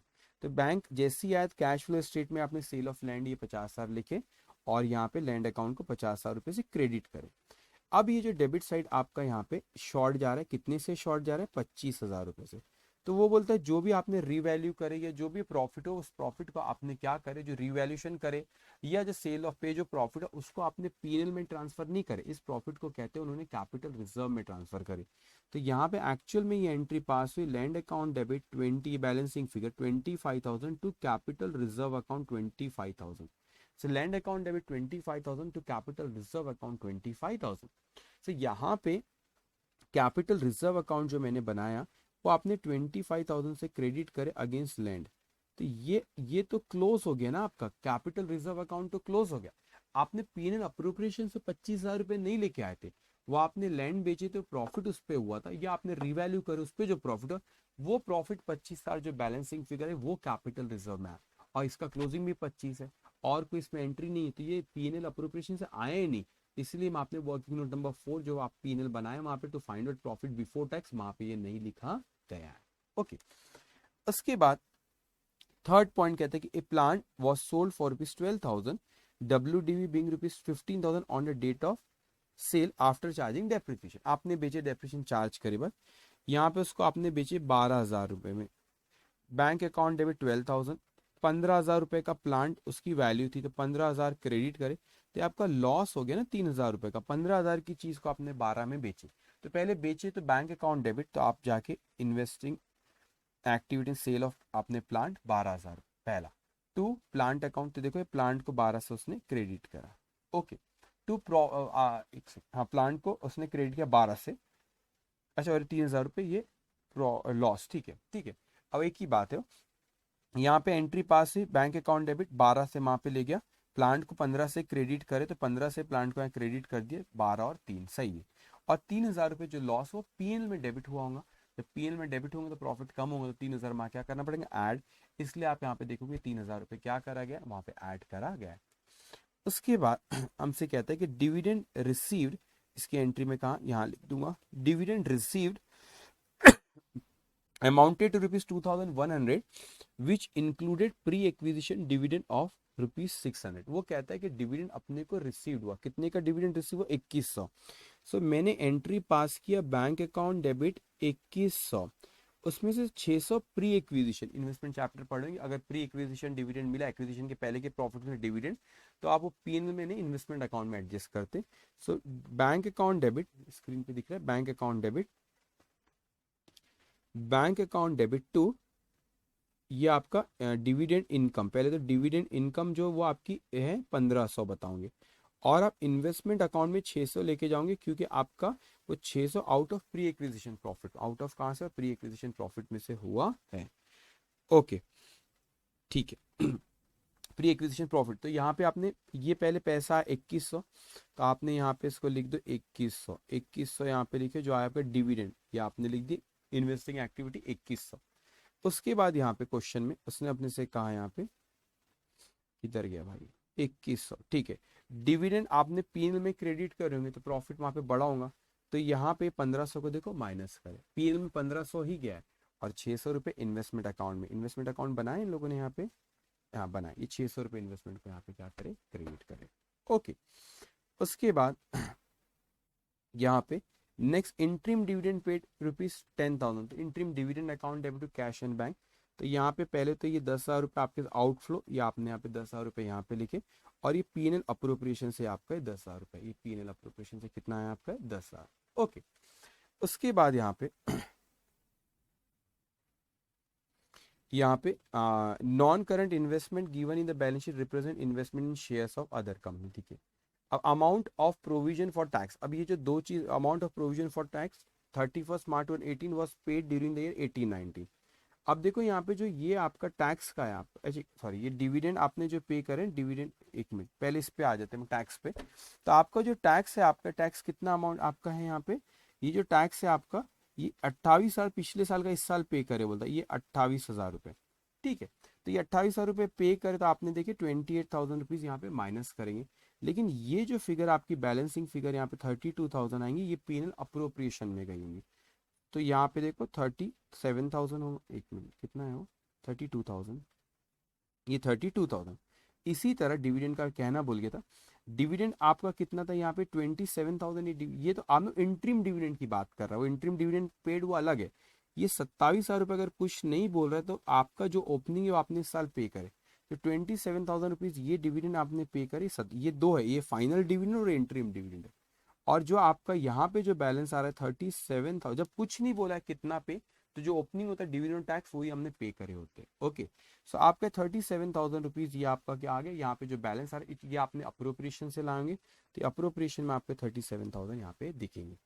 अब हमने सारी चीजें लिख ली, अब एक एक करके वर्किंग नोट आप क्लोज करते जाएंगे। वर्किंग नोट नंबर 1 में अगर तो वो तो हो गई है। वर्किंग नंबर 2 में डेबिट साइड 1,34,000 से शॉर्ट जा रहा है, तो आपने परचेज किए ना, जब भी शॉर्ट जा रहा है तो plant and machinery account debit, cash and bank, तो 134 यहाँ पे आउटफ्लो, यहाँ पे लिखिए इन्वेस्टिंग एक्टिविटी है। वर्किंग नोट नंबर 3 में आपका डेबिट साइड शॉर्ट जा रहा है 25,600 से, तो वो आपने परचेज किया जब भी डेबिट साइड शॉर्ट जा रहा है 25,600 से, तो आपका यहाँ पे 25,600 ये आपका आउटफ्लो। और उसके बाद यहाँ पे सारी फिगर्स लिखे बाद ये जो बैलेंसिंग फिगर 98 था, this is profit before tax. तो प्रॉफिट बिफोर टैक्स की स्टार्टिंग पॉइंट आया वर्किंग नोट नंबर 4 से, बस आपने टोटल आउटर कॉलम पे लेते गए और आपका ये आखिरी में ये आ गया आपका, ये जो आपका नेट इंक्रीज जो है 15,000 रुपये। सो हमारा यहाँ पे 17 से 17 से 32 हुआ, तो हमारा इंक्रीज भी कितने से हुआ बच्चों, आपका ये 15,000 थे, तो वो इंक्रीज भी आपका 17, ओपनिंग 17 था, क्लोजिंग 32 हुआ, तो 15,000 रुपए से वो इंक्रीज हुआ, इसीलिए वो नेट इंक्रीज भी कितना आपका 15,000 है। ओके, वो क्रॉस चेक हो जाता है। जस्ट वन मोर क्वेश्चन और उसके बाद फिर हम इसको खत्म करेंगे। Okay, one more question, very simple question, अच्छी से बातों को सुनते जाना। The following figures have been extracted from the books of X Limited for the year ended 31st March 2004. You are required to prepare a cash flow statement. अब यहाँ पे मैं पॉइंट्स पढ़ता हूँ, लेकिन ठीक है, करंट ऐसे उसने दिया, ठीक है। अब यहाँ पे उसने अपने को क्या दिया, नेट प्रॉफिट बिफोर टैक्स, अच्छे से समझना बच्चों। So net profit before taking in, not net profit before tax, वो कहते हैं net profit before taking into account income tax and income from lawsuit. इसको ख्याल रखना, आपने को नेट प्रॉफिट बिफोर किसको लिए, टैक्स के पहले का, तो नेट प्रॉफिट बिफोर टैक्स से अपने को लगता है। और उसने before income tax law suit, कोई एक और चीज, कोई इनकम टैक्स का लॉ का सूट एक्स्ट्रॉर्डिनरी आइटम है, उसके पहले का प्रॉफिट है, ठीक है। और फिर यहाँ पे बट आफ्टर, मगर किसके बाद है बच्चों, but after taking into account the following item, ये जो आपको आइटम वहां पे दिए हुए नीचे उसके बाद है। तो पहले हमसे कहता है कि नेट प्रॉफिट बिफोर टैक्स है आपका 20 लाख रुपए, तो यहाँ पे इसने 20 lakh rupees net profit before tax ये दिया हुआ है क्वेश्चन, वो हमने लिख लिया। अब वो कहता है कि लेकिन ये किसके बाद है, डेप्रिसिएशन के बाद है, मतलब ये जो 20 लाख रुपए मैंने लिखा वो डेप्रिसिएशन के बाद है, तो डेप्रिसिएशन पीएनएल में डेबिट किए होंगे तो प्रॉफिट क्या होगा, कम, तो हमको ऐड करना पड़ेगा। ओके, तो 5 लाख रुपए ये डेप्रिसिएशन ऐड किए। उसके बाद वो कहता है कि discount on issue on debenture return of ₹30,000, discount on issue of debenture को भी पीएनएल में डेबिट करे, कितने से, 30,000 रुपए से। आफ्टर है, ये आफ्टर, ये आइटम जो लिखे उसके बाद है, जो प्रॉफिट आया ना आपका 20 लाख रुपए, ये आइटम के बाद है। तो ये आपने 30,000 रुपए पीएनएल में डेबिट कर, तो प्रॉफिट कम होंगे, नॉन कैश आइटम है, तो उसको अपन 30,000 रुपीज को क्या करेंगे, यहाँ पे ऐड करेंगे। उसके बाद यहाँ पे, उसके बाद interest on debenture paid ₹3,50,000, interest on debenture जो आपने पे करो कितना, 3,50,000 रुपए, ठीक है। तो कोई दिक्कत है क्या, दिक्कत है क्या, हाँ दिक्कत है, क्योंकि interest on debenture operating activity नहीं है, तो ये आप 3,50,000 से भी यहाँ पे क्या करेंगे, ऐड। लेकिन ख्याल रखना ये कौन सी एक्टिविटी इंटरेस्ट पे करे आपने, फाइनेंसिंग एक्टिविटी, तो फाइनेंसिंग एक्टिविटी में देखो उन्होंने 3,50,000 रुपए यहाँ पे माइनस करे। उसके बाद क्वेश्चन में हमसे कहता है कि book value of investment of rupees 3 lakh, book value 3 lakh की, सेल वैल्यू ऑफ इन्वेस्टमेंट 3,20,000 का, 3 लाख की चीज को 3,20,000 में बेचे। बहुत अच्छे सोचना, एंट्री फॉर्म करा करो, बैंक अकाउंट डेबिट 3,20,000, यस, कौन सी एक्टिविटी, इन्वेस्टिंग। तो मैं गया इन्वेस्टिंग एक्टिविटी में, यहाँ पे ये 3,20,000 ये का bank account debit to investment account, ठीक है, और to investment account to profit on sale of investment 20,000, तो 20,000 पीएनएल में गया है वो, तो वहां पे प्रॉफिट मेरा बढ़ गया, तो मेरे को प्रॉफिट यहाँ से कम करना पड़ेगा क्योंकि ऑपरेटिंग एक्टिविटी नहीं है। उसके बाद यहाँ पे इंटरेस्ट रिसीव्ड ऑन इन्वेस्टमेंट, तो इंटरेस्ट रिसीव्ड वो कौन सी एक्टिविटी, इन्वेस्टमेंट एक्टिविटी, तो 60,000 रुपए ये आया, 60,000 रुपए, ठीक है। लेकिन जो इंटरेस्ट रिसीव्ड वो आपने एंट्री पास करे बैंक अकाउंट डेबिट इंटरेस्ट, वो पीएनएल में के बैलेंस के इंटरेस्ट, तो आपने पीएनएल का प्रॉफिट 60,000 रुपए से बढ़ गया होगा, तो बच्चों मुझे यहाँ पे क्या करना पड़ेगा, 60,000 रुपए से कम। ओके, अब यहाँ पे उसने आगे ये पॉइंट हमसे कहा कि वो कहता है कि यहाँ पे compensation received ₹90,000 by the company in A suit file, कोई केस फाइल करे तो सूट चल रहा, हमको कंपनसेशन मिला 90,000 रुपए, लेकिन क्या ये 90,000 रुपए पीएनएल में गया है क्या? सोचने वाली बात है। नहीं गया, क्यों? क्योंकि उसने अपने को बोला था before taking into income tax और इनकम फ्रॉम लॉ सूट। तो ये जो लॉ सूट है 90,000 रुपए, इसके पहले का प्रॉफिट है ये 20,000 रुपए। ये 20,000 रुपए जो है ये 90,000 के पहले का प्रॉफिट है। ये जो 20,000 है 90,000 के पहले का प्रॉफिट है बच्चों। तो 90,000 उसमें पीएनएल में हमने नहीं लिखे थे, इसीलिए ये 90,000 रुपए का यहाँ पे कोई भी एडजस्टमेंट नहीं करो, बाकी सबका मैं कर रहा था। Depreciation, discount, interest on debenture, profit, interest income, सबका किया, लेकिन ये कंपनसेशन का नहीं करूंगा। क्यों? क्योंकि पीएनएल में क्रेडिट नहीं हुआ। दूसरी चीज, अभी कंपनसेशन रिसीव तो हुआ, कौन सी एक्टिविटी है? तो ये कंपनसेशन अब कुछ बोला नहीं अपने को, एक्स्ट्रा ऑर्डिनरी आइटम है, लेकिन कोई रेलेवेंट एक्टिविटी नहीं बोला, तो we will consider operating activity. तो आप यहाँ पे देखेंगे एक्स्ट्रा लॉस, ये आपको 90,000 रुपए मिला। ओके। अच्छा, आप बोलते सर पीएनएल में क्रेडिट कर देता, आपने तो ऑपरेटिंग ही माने इसको। हाँ, मगर मैं यहाँ पे इसको माइनस करता, क्यों? क्योंकि एक्स्ट्रा ऑर्डिनरी आइटम को सेपरेटली शो करते, तो यहाँ से माइनस करता और यहाँ पे इसको अलग से बताता। यहाँ से माइनस इसलिए नहीं करा क्योंकि उसको पीएनएल को क्रेडिट ही नहीं करे। वो 20 लाख रुपए जो है उसके पहले का फिगर किए भी होंगे, तो 20 लाख उसने पहले का फिगर अपने को बताया। तो 20 लाख के पहले का फिगर मतलब 20 लाख जो है कंपनसेशन के पहले का फिगर, कंपनसेशन के बाद का फिगर रहता तो फिर मैं बोलता यहाँ पर भी एडजस्ट करता उसको और यहाँ पर भी लिखता। यहाँ पे करने की जरूरत नहीं कि ऑलरेडी 20 लाख को कंपनसेशन को क्रेडिट करने के पहले। ओके, अब यहाँ पे आते नेक्स्ट पॉइंट पे, और फिर वो कहता है कि income tax paid during the year 10,50,000 से आपकी ऑपरेटिंग एक्टिविटी 10,50,000। नेक्स्ट पॉइंट, अब वो कहता है यहाँ पे अपने कि 15,000 10% प्रेफरेंस शेयर ऑफ ₹10 ईच वे रिडीम करें, redeem on 31 March 2014 at a premium of 5%। तो 15,000 कैलसी में टाइप करो, 15,000 multiply by 100 plus 5 plus redeem premium 5% premium plus 5%, तो आता है 15,75,000। अब आपने फर्दर ये आपने प्रेफरेंस शेयर होल्डर को नहीं दिए, फर्दर द कंपनी इशू मतलब कोई बाहर इशू कर, तो अलग अलग लिखना। तो इसकी एंट्री क्या पास होंगी पता होगा आपको। Preference share capital account debit 15 lakh, premium on redemption of preference share 75,000 to preference share holder 15,75,000, और फिर प्रेफरेंस शेयर होल्डर को पेमेंट करें preference share holder to cash and bank. तो आप जाएंगे फाइनेंसिंग एक्टिविटी में, यहाँ पे देखो 15,75,000 प्रीमियम और रिडेम्पशन ऑफ प्रेफरेंस शेयर्स भी आया। ओके, अब उसके बाद उन्होंने 50,000 इक्विटी शेयर इशू करे, जिसके 10 रुपए उसकी फेस वैल्यू थी, 20% प्रीमियम पे मतलब 12 रुपए पे।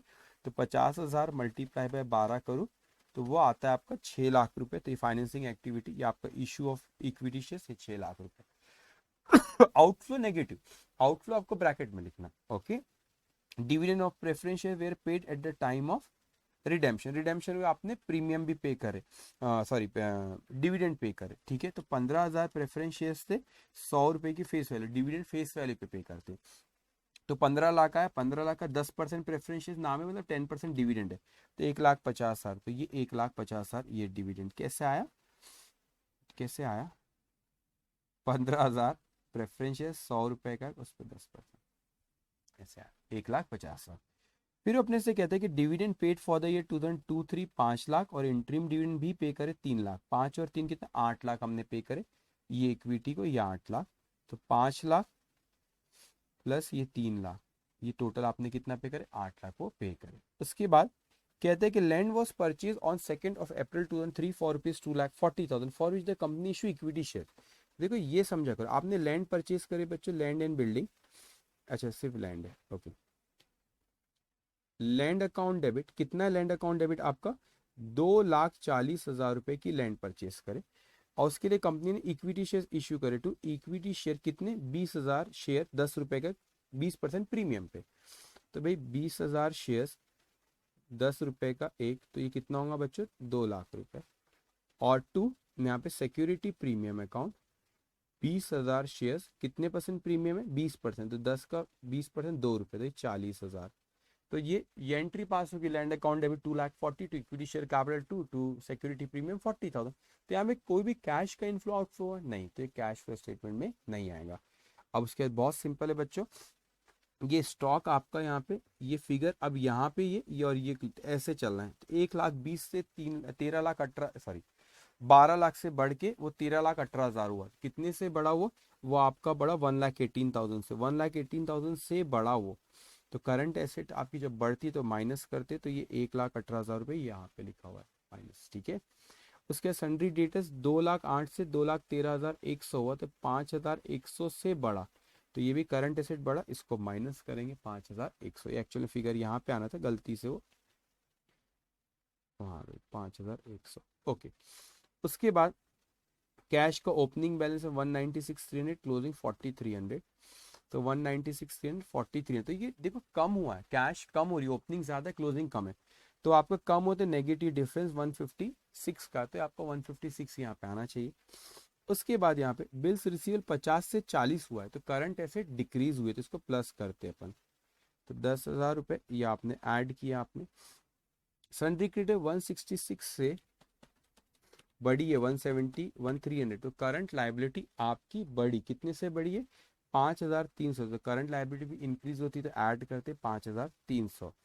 फिर आउटस्टैंडिंग एक्सपेंस 75 से 81,800 हो, तो ये भी करंट लाइबिलिटी बढ़ी है 6,800 से, इसको भी ऐड करते। तो ये आपने ये लेस वाले थे, ये ऐड वाले, इसका नेट इफेक्ट यहाँ पे लिए, और ये आपके ये टोटल आउटर कॉलम पे लिखते गए, और यहाँ पे ये आपने इन्वेस्टिंग और फाइनेंसिंग एक्टिविटी लिखी, और ये आपका टैली वो टोटल करे, उसके ओपनिंग और क्लोजिंग से डिफरेंस को भी मैच कर उतना ही आ रहा है क्या। So cash flow statement very simple chapter, इसमें चीज क्या आती है, इनडायरेक्ट मेथड में घबराया मत करा करो। इनडायरेक्ट मेथड में सिर्फ इतना होता है कि हमारा कि इनडायरेक्ट मेथड में थी कि आप इस किसको बेस मानते, प्रॉफिट एंड लॉस अकाउंट में जो नेट प्रॉफिट बिफोर टैक्स है उसको आप लोग बेस मानते हो, और आपने लॉजिकली सोचना है कि क्या हुआ होगा सर, क्या हमारे प्रॉफिट पे किस तरीके से फर्क पड़ रहा होगा, और उसको आपने लॉजिक लगा के ऐड और लेस होते जाता है, कुछ भी याद करने की जरूरत नहीं है। सो आज हमने जो डिस्कस किया, हमने क्या डिस्कस किया कि एक्टिविटीज क्यों कैश फ्लो स्टेटमेंट बनाते, 3 एक्टिविटी, ऑपरेटिंग, इन्वेस्टिंग और फाइनेंसिंग एक्टिविटी। उसके बाद हमने देखी डायरेक्ट मेथड और उस पर क्वेश्चन किया, और फिर इनडायरेक्ट मेथड पे क्वेश्चन किए।